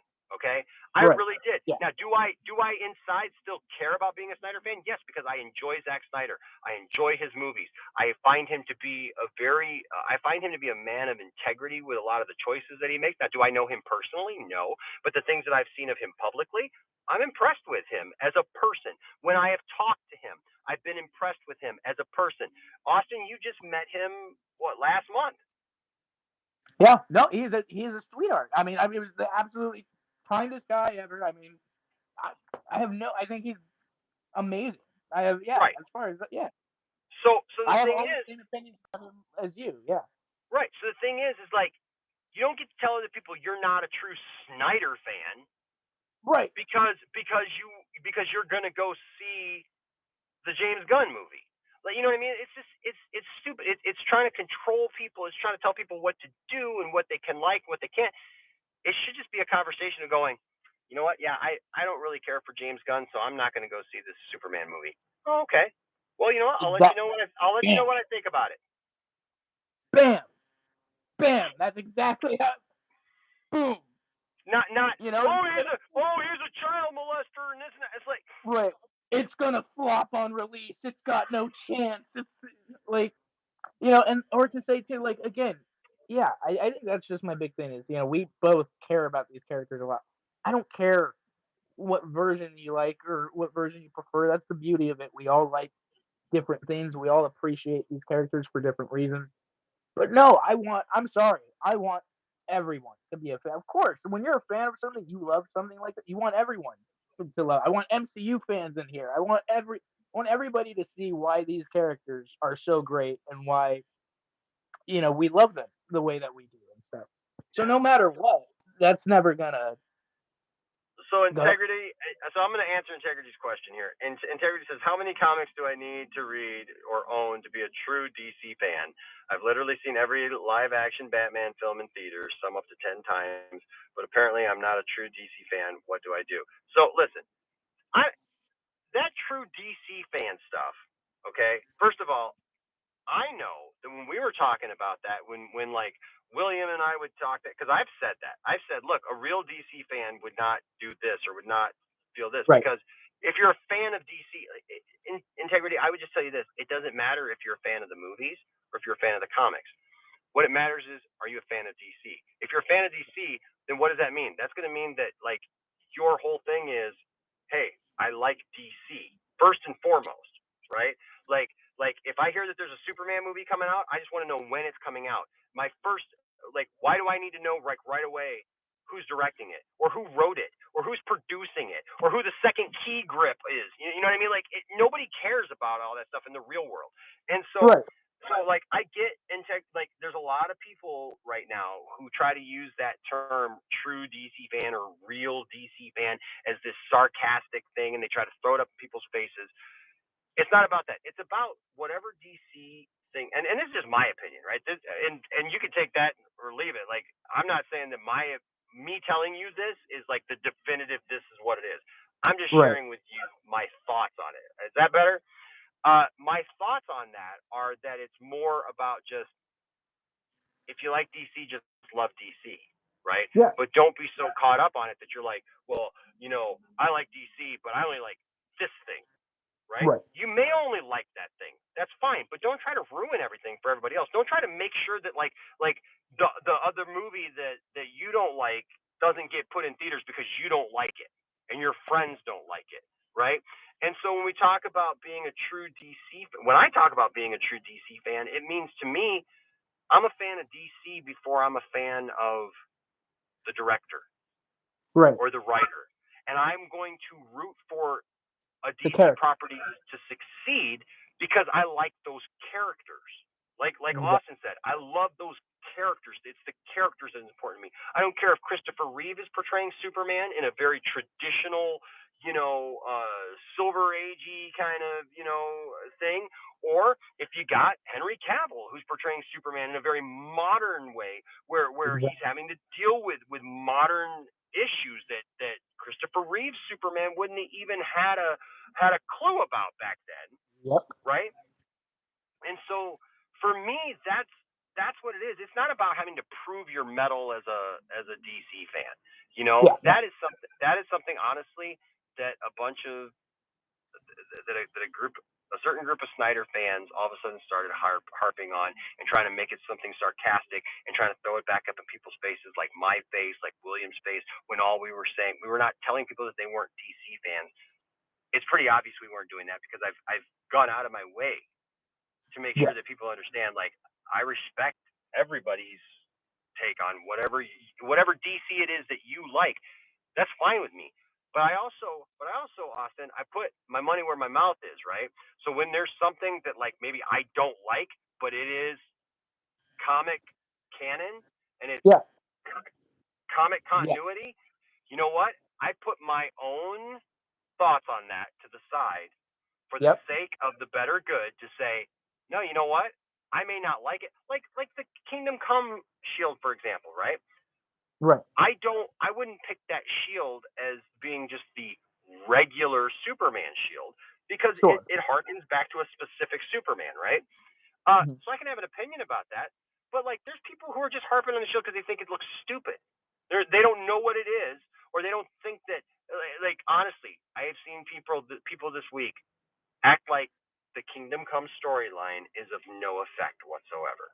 That like the Kingdom Come storyline, that book, that those books mean absolutely nothing, and that they are throwaway things that like nobody should even care about. And I'm sorry, but if you don't understand the validity, the weight of the Kingdom Come storyline and the characters presented there, and you don't understand, All-Star Superman or Superman for All Seasons or is that what it's called?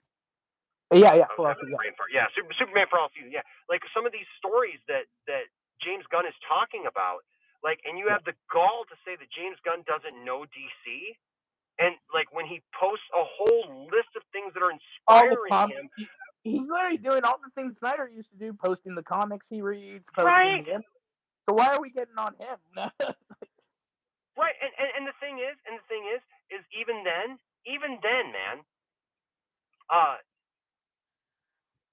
What was I gonna say? What did I just say? I'm sorry, I just had a brain fart. What did I? Oh, the Kingdom Come thing and all that stuff, right? So like, yeah, Zack has the Dark Knight, right? He loves the Dark Knight. He loves the Dark Knight Returns. He loves, that version of those characters. That's why he used those things. That's why, like why is it that when James Gunn posts a picture of a Superman thing that's legit and like grounded in comic lore and everything like that, people get mad. People get mad and it's crazy and it's something to be mocked and laughed at. But when Zack did the exact same thing for the stuff that he liked, it's brilliant. It's whatever. Like there's literally pages. There's pages that are up that accuse James Gunn of nepotism because he puts his wife and stuff and his brother and stuff. But Zack also, all directors have people, Austin, that they put in all of their movies. Yep. So it's a dumb argument. I agree. It's really a dumb argument. One today you had the repost of Gunn posting the panel of him saving the girl from jumping off the building, right? The suicide panel. And they posted, this is literally what somebody said on Twitter. Somebody goes, well, this movie is just going to not have any originality like Snyder's, and it's not going to do anything different. It's just going to be a stupid copycat of this stuff. Why don't you try being original, James Gunn? Right, because let's not look at the lore of the 80 plus years of lore and story, and like And if he serious. just pulls You something think out of you his think butt, Zack Snyder Austin. did all of that in Man of Steel without ever looking at a Superman comic? You really think like? Well, and the thing is if James Gunn just pulled something out of thin air right out of his butt, and like didn't give any care towards the the uh the lore or anything like that, people would attack him for that. Listen, just admit you're just not going to be happy with anything James Gunn does. So Yeah, you're coming in a bad faith argument as it is already. Okay, because there's nothing that James Gunn will do that will make you happy. And I am not saying that you have to be happy with James Gunn. Okay, I'm not saying it's bad, good, whatever. Right? I'm just saying it gets old exactly. and it looks very immature. Listen, if when somebody says to me, "Listen, Enosh, they're serious," and I know that they're serious because they're not putting laughing emojis about stuff that has to do with the allegations that people want to levy against Yep. James Gunn. Okay, that's not a laughing emoji kind of thing. You think you're doing something by putting a laughing emoji on something like? No, you're not. Okay, no, you're. I'm sorry. It's ridiculous. It's just dumb. Like that everything has to go to that everything has to be a negative. Oh my gosh, David Cornsweat's nose is a little big. Right. Have a meltdown. What? Right. Right? I mean, it doesn't make any sense. Like Guy Gardner is my least favorite Right. Green Lantern. But is he part of the DC universe? Yeah. Yep. So why are you mad that Guy Gardner's in a movie? Like And all these most people, likely all these setting up people who right other now are like, Lanterns this dead. Superman movie's not a Superman movie. It's a Super Friends movie, right? It's gonna just have all this and stuff. Nobody was complaining when literally Zack introduced the entire freaking Justice League in Batman v Superman. Literally. I just people are so Yes, integrity. I hate noses. No, actually, just one nose in particular. Just apparently David Cornsweat's. too big. No, I take that back. David Cornsweat's nose is fine. You know whose nose I can't stand? James Gunn. No. Come on, chat. Whose nose would it be that I can't stand?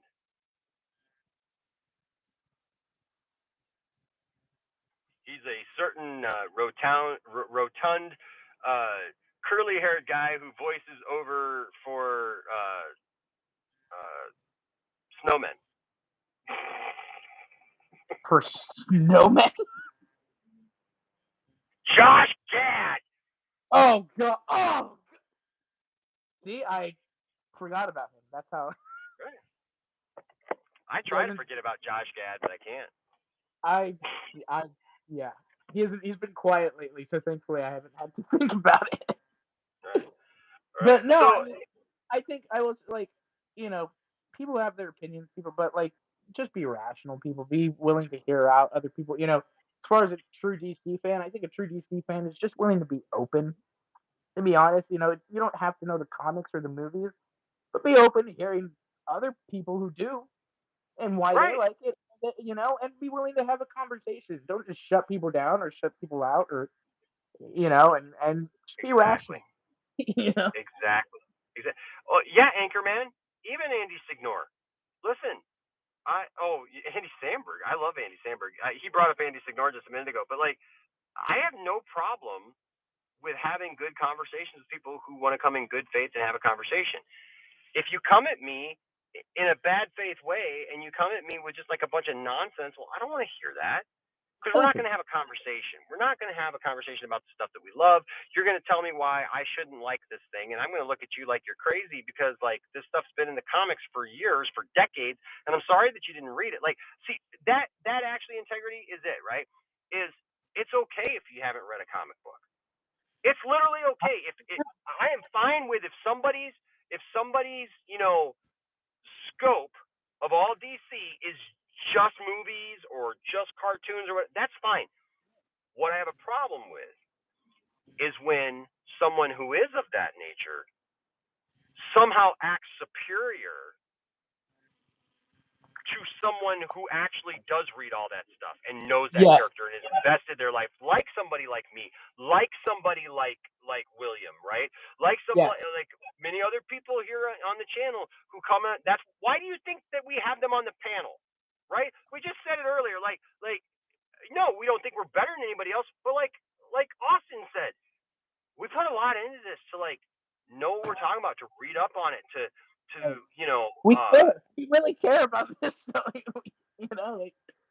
right, you know, and so that's all I ask is that if you if that's all you do know, that's fine.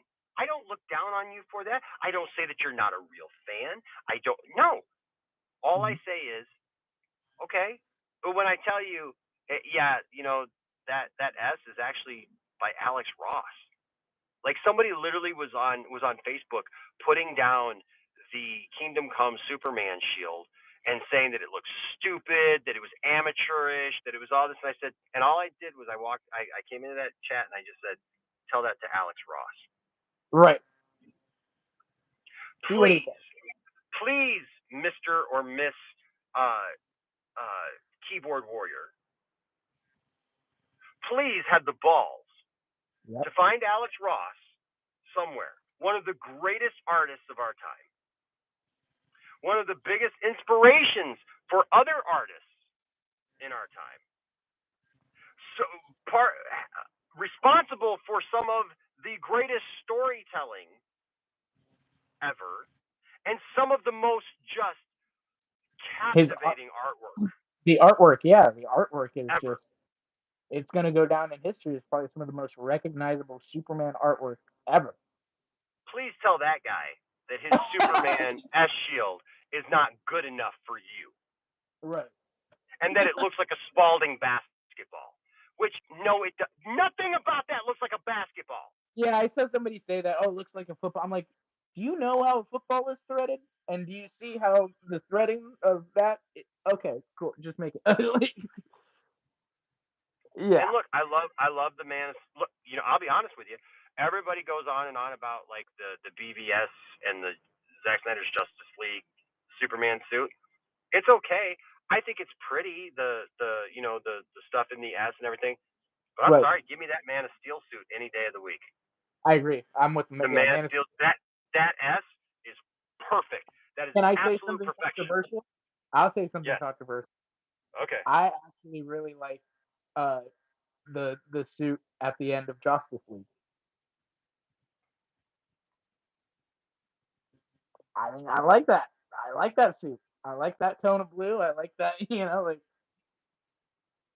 But yeah, and, no, and like, there's nothing wrong with that. You know, I mean, I question people if they watch Justice League and they're like, this is a superior movie. Yeah, no, that's just ridiculous. Right, but you know, let's say 2016 Suicide Squad is a better movie than the Suicide Squad. I'm sorry, that's just.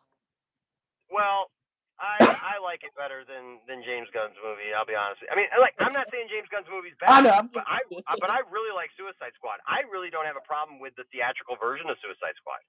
I really don't. I'm fine. I want to see David Ayer's version.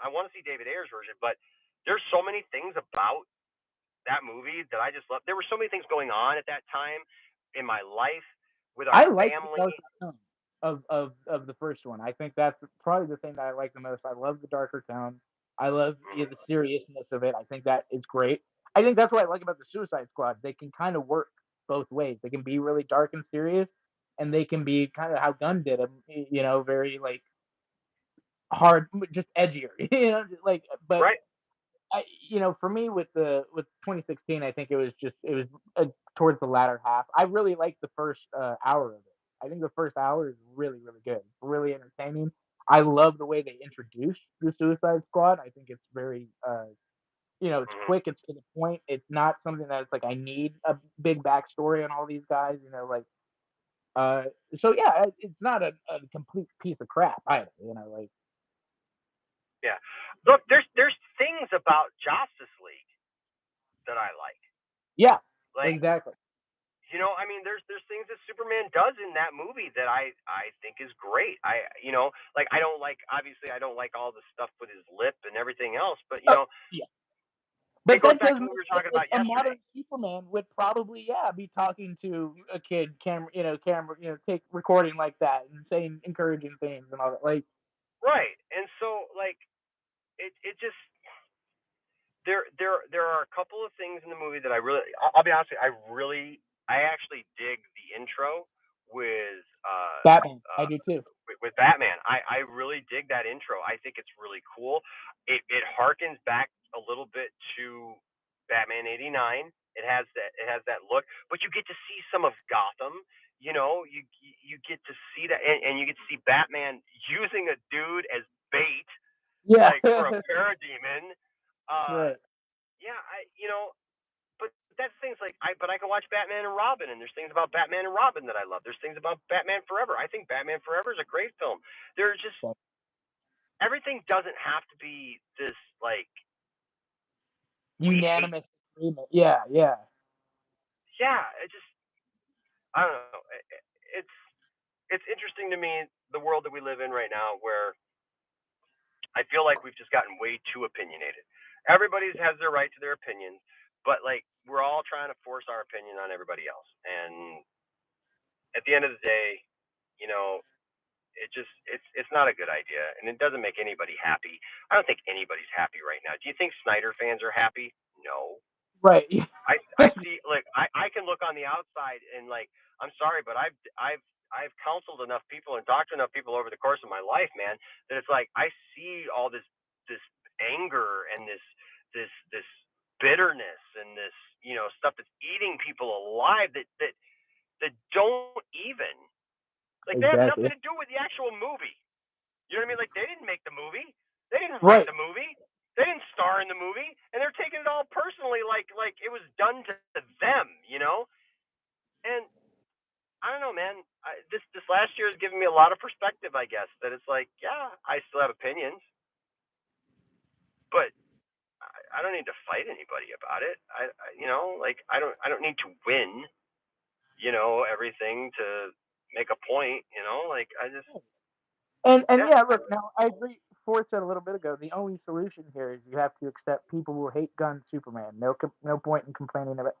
Yeah, I mean, sure, that's a solution. Yeah, and I'm not trying to convince anybody. You don't like gun, you don't, that's all for it. My main thing is like, then like you said, what's the point in complaining?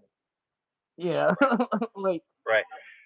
And it's the same thing. It goes always because for everybody that I saw today singing the praises of Zack Snyder going on the Joe Rogan show, mhm, I've seen the exact opposite on a lot of the like news sites and stuff like that in the comment sections and everything. People using that as now fodder to go after Snyder and act like he said some horrible thing, whatever, but because Batman kills or whatever.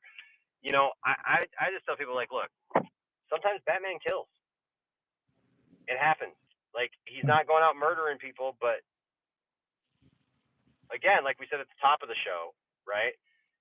If that was the real world, stuff would happen.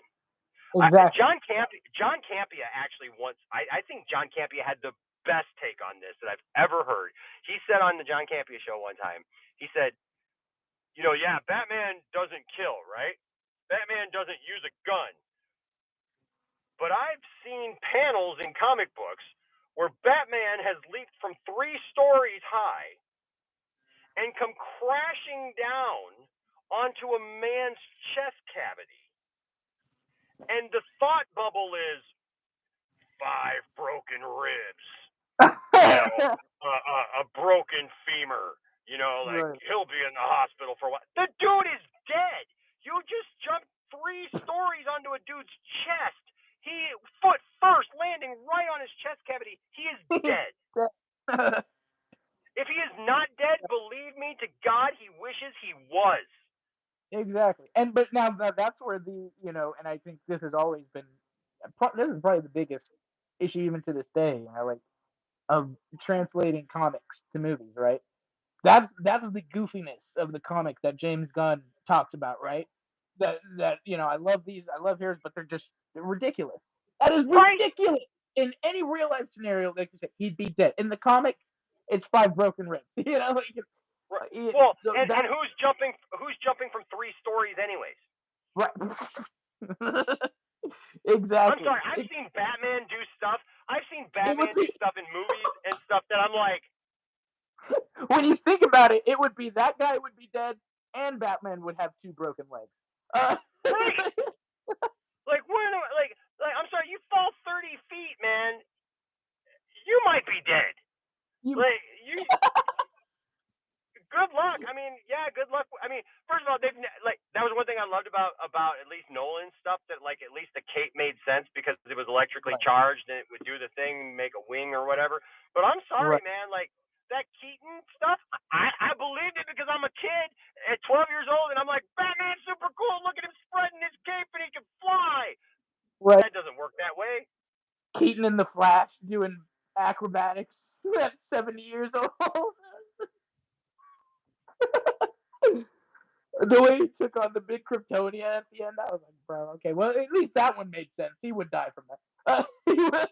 Right? Yeah. It's just you gotta and you're right, Integrity. Batman does kill in Right, every live action film.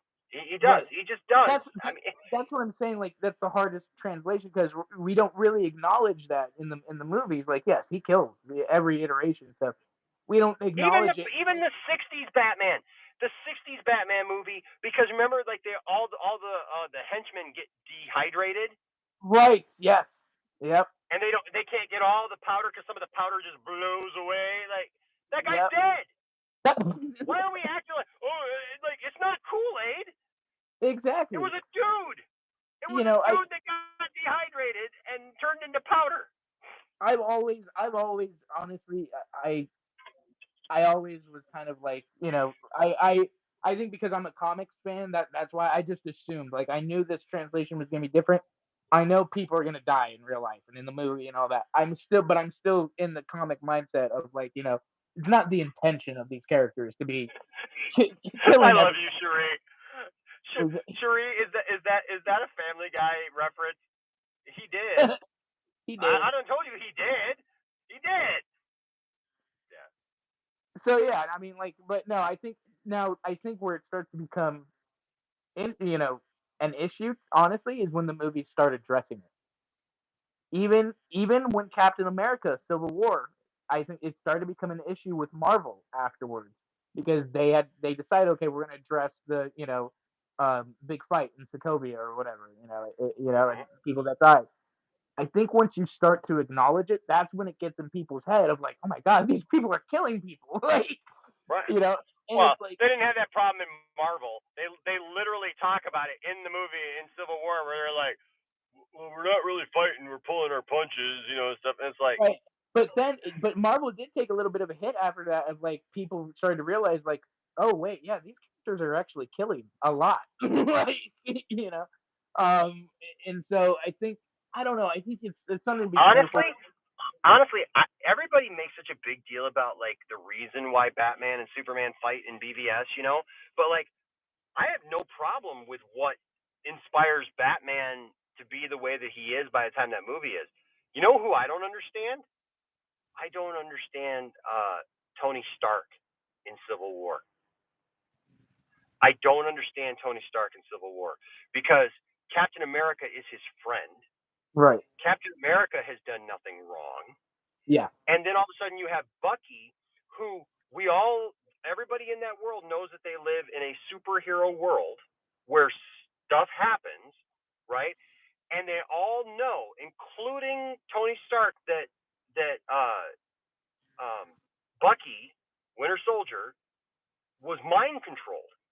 He didn't Right. just go. He didn't just go kill Tony Stark's parents. Right. Just to kill Tony Stark's parents. Now I get it. You would be upset. You know what? Yeah, you may want to go after him and everything.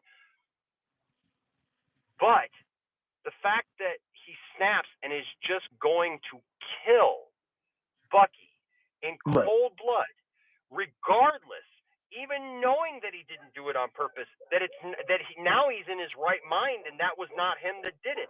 And you're still, as the superhero, you're going to go and just Right. murder somebody. And if Captain America gets in your way, You're you're gonna going kill to him. murder your friend too.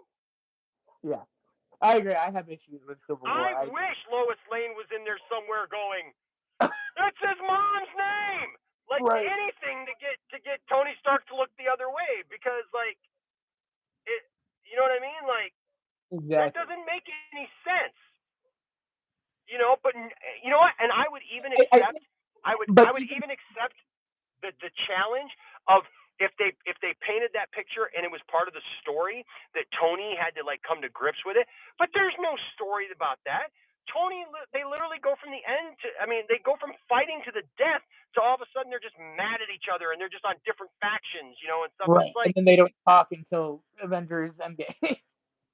and it doesn't really feel like there's any weight to it. Like it to me, like I'm not saying that the MCU is that way as a whole. I'm just saying with that movie, everybody claims that Civil War is is the movie. I feel more like Winter Soldier Yeah, 100%. is that movie. Is that like those first two Captain America movies are outstanding, and Civil War is good, but there's just so much that's prop. It's just propped up for prettiness. That the whole And like I said, airport I think fight. once you started to involve the people, like if you would have kept it to more just the government wanting to control superheroes, but now you're involving this whole situation of, okay, well, superheroes are killers because they did this with no control. Like I think that, like I said, I think acknowledging it almost made it worse.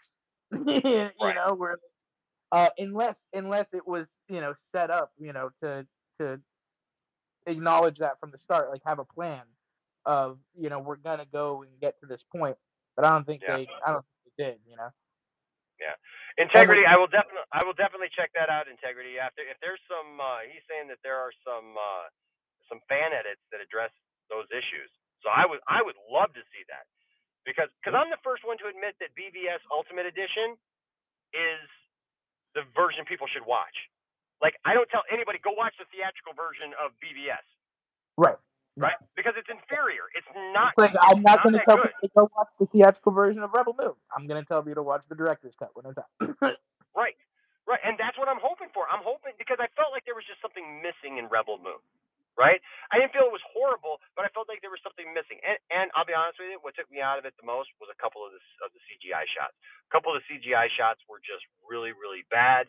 It's not a dig. Between the And CGI and like you said, I think the actual edit of the theatrical, where you can tell, okay, there's something supposed to happen here that they just cut for the right. theatrical. And it's yeah. For me, it was the edit was not really coherent, to be honest, in a lot of ways. Yeah. So, but yeah, I mean, I thought it was a good interview. They Yeah, talked about a lot, but I'll be honest with you, a lot was talked about, but it didn't really seem like a lot was talked about. Like it it was was a very weird. bro conversation, bro conversation. Well, They the talked whole first part of it, they're just talking about working out, and everything, and I'm like, yeah, about. okay. Joe Um, Rogan's like, we need a gay army. Like, okay, I don't think that was the point of 300, but okay, Joe. yeah, it's weird, but yeah, I mean, it was a good interview. But it's like all things Zack Snyder. The people who love Zack Snyder are just gonna love Zack Snyder and sing its praises. The people who Praise hate it. Zack Snyder are just gonna hate Zack Snyder, and they're just going to use it to somehow attack him and make it sound like he said things that he probably didn't really say. So Right. it's a bunch of hoopla over nothing. I agree. I agree. At the end So of the day, another person tweeted us like, at the end of the day, he didn't say anything he hadn't said before. I think he just went into maybe a little more detail. Like other than that, it was a lot of we knew how he felt about Batman and all that stuff from before. We knew all right, of this type of stuff. Um, but yeah, I think it just shows like yeah, he's maybe just opened up that he's I think not the typical comic fan, like maybe we are that we just we appreciate and love every. He is maybe a little more niche. He loves his Alan Moore. He loves his Frank Miller. He loves, his, and that's fine. He's still 100% a comic book fan and all that.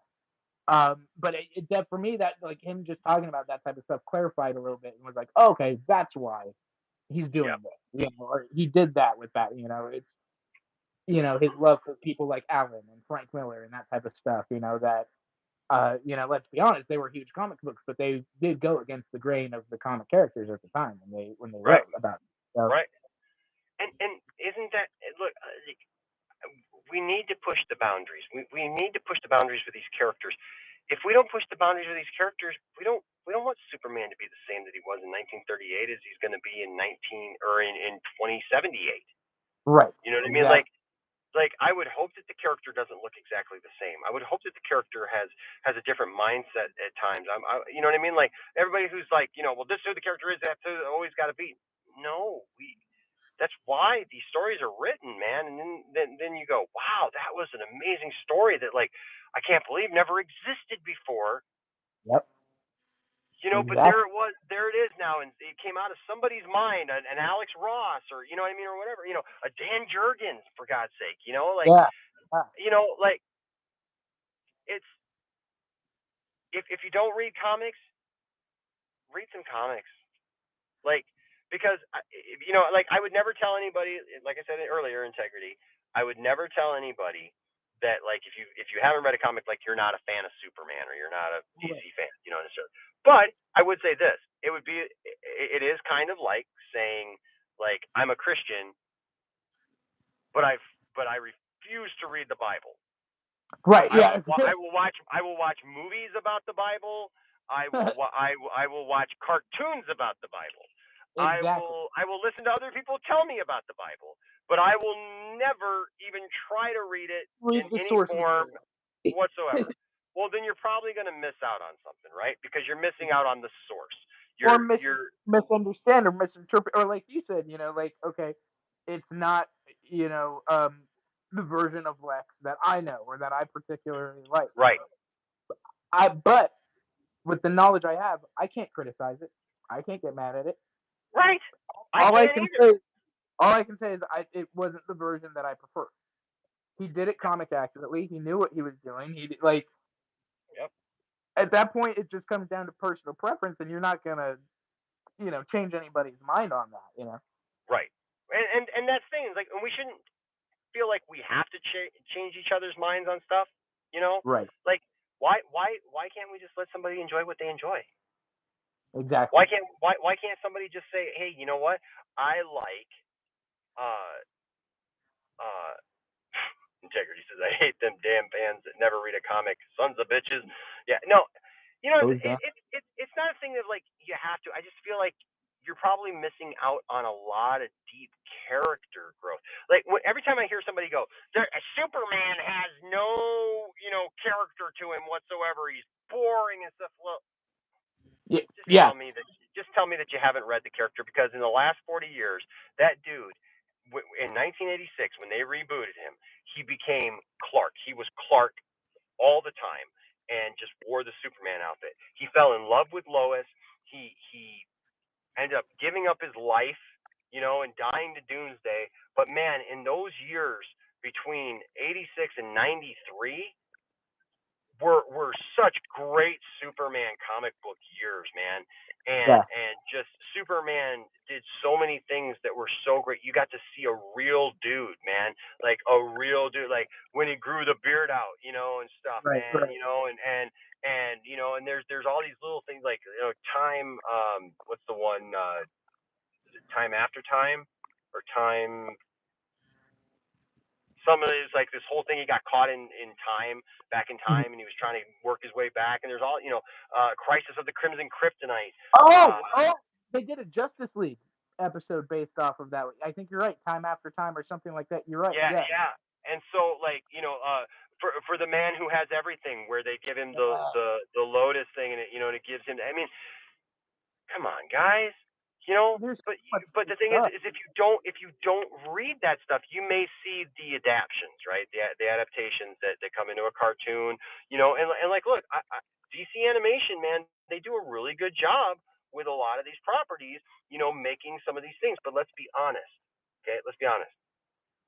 They still have yet to make a Death and Return of Superman that even holds a candle to the comic book. Oh, really? The new animated one wasn't any better? It's good. It's better than the Doomsday thing from the very first thing that came out. But it's not great. It's not the comic, right? Right. That comic, dude. That was when I first started collecting Superman comic books. Right? Was like Superman died, and then I went, oh, Superman's dead, and I bought the trade paperback, and I read The Death of Superman. And it was like I got hit upside the head with a comic book, man. Because I was like, what the heck, man? I was 16 years old, and I'm looking at this thing going, wait, I can read about Superman, and it can be like intelligent, and it's adult, and it's but not with being gross. It's just adult. It's deep. Grown up. It's something that I can read and not be ashamed to read. It's not little kids speak, and stuff and whatnot. It's not lowest common denominator stuff. It's just good stuff. And after that, I started collecting, man. And and every week, like collecting the Reign of the Superman, and not knowing who that was going to be, and is Superman coming back, and all those things. Yeah. The cartoon is fine. The cartoon is fine. I've watched it a few times, right? And it's fine. But it's not the same. It's not even close. It's not even close to that whole what was it, a few months, man, that they just so much cool stuff happened. That's why I gave William a hard time on the vodka stream a couple weeks ago when I was on there, because like talking about the death of Superman, and I get it. It wasn't good for the industry because of what ended up happening afterwards, where all these variant covers and everything else, but I'm sorry, man, like that that storyline was amazing. And that's why the death of Superman storyline is still being portrayed in other mediums to this day. Smallville did it. Smallville brought in Doomsday. Krypton, the show Krypton, brought in Doomsday, which is probably one of the best looking Doomsdays ever, to be quite honest with you, out of all of them. But obviously Zack Snyder brought in a Doomsday. Now, see, I think that's a weird choice too, because he had a Doomsday, not the Doomsday, kill Superman. Right. Now that's another.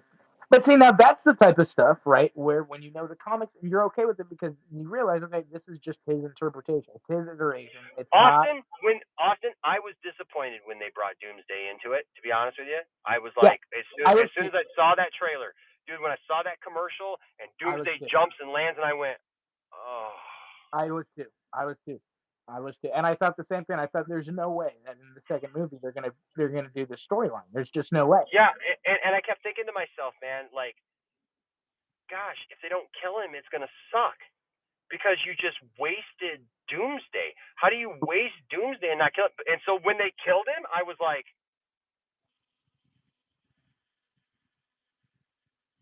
at least they had the guts to kill him. They did it, yeah. They did it, man. Like you said, it's his own. That was his version. Okay, and Integrity brought up a good one too. Is that, like, Batman '89, is that not legit because Joker killed the Waynes, right? Or all that. Like, why are comics legit movies? That's the thing you realize, right? You just when you have that open mind and you're a fan of all of it, you realize, okay, that's just this person's interpretation. You still have the comics as canon and as what they've done and all that type of stuff. Like, but yeah, it's just somebody else's interpretation. You can choose to not like it, and that's a whole different thing. That's fine. Or play things I don't like. Integrity. Just so you know, dude. No, that person, that Bob or Tom or any person that person right there tries to come in as will always be banned. Yeah. They're stupid because they got plenty of time apparently to just make up other screen names, but that's on them. They're always going to get banned. They're always going to get shut down. I don't care. And that's kind of the new me. You come in, you want to be an asshole to me, guess what? Enosh can be an asshole right back to you. Exactly. People don't just get to come onto my channel and try to drag up my personal business and think it's funny. Screw you. Exactly. I could say a lot worse. Anyways, that being said, wow, it is 7:41. Shayna is here. Yeah. And I would like to go in and see my girlfriend now because I'm in the car. And she walked past us a few minutes ago, and I was like, "I'll be in a second." She goes, "I know." She gave me that little. Heck yeah. Well, this is Yep.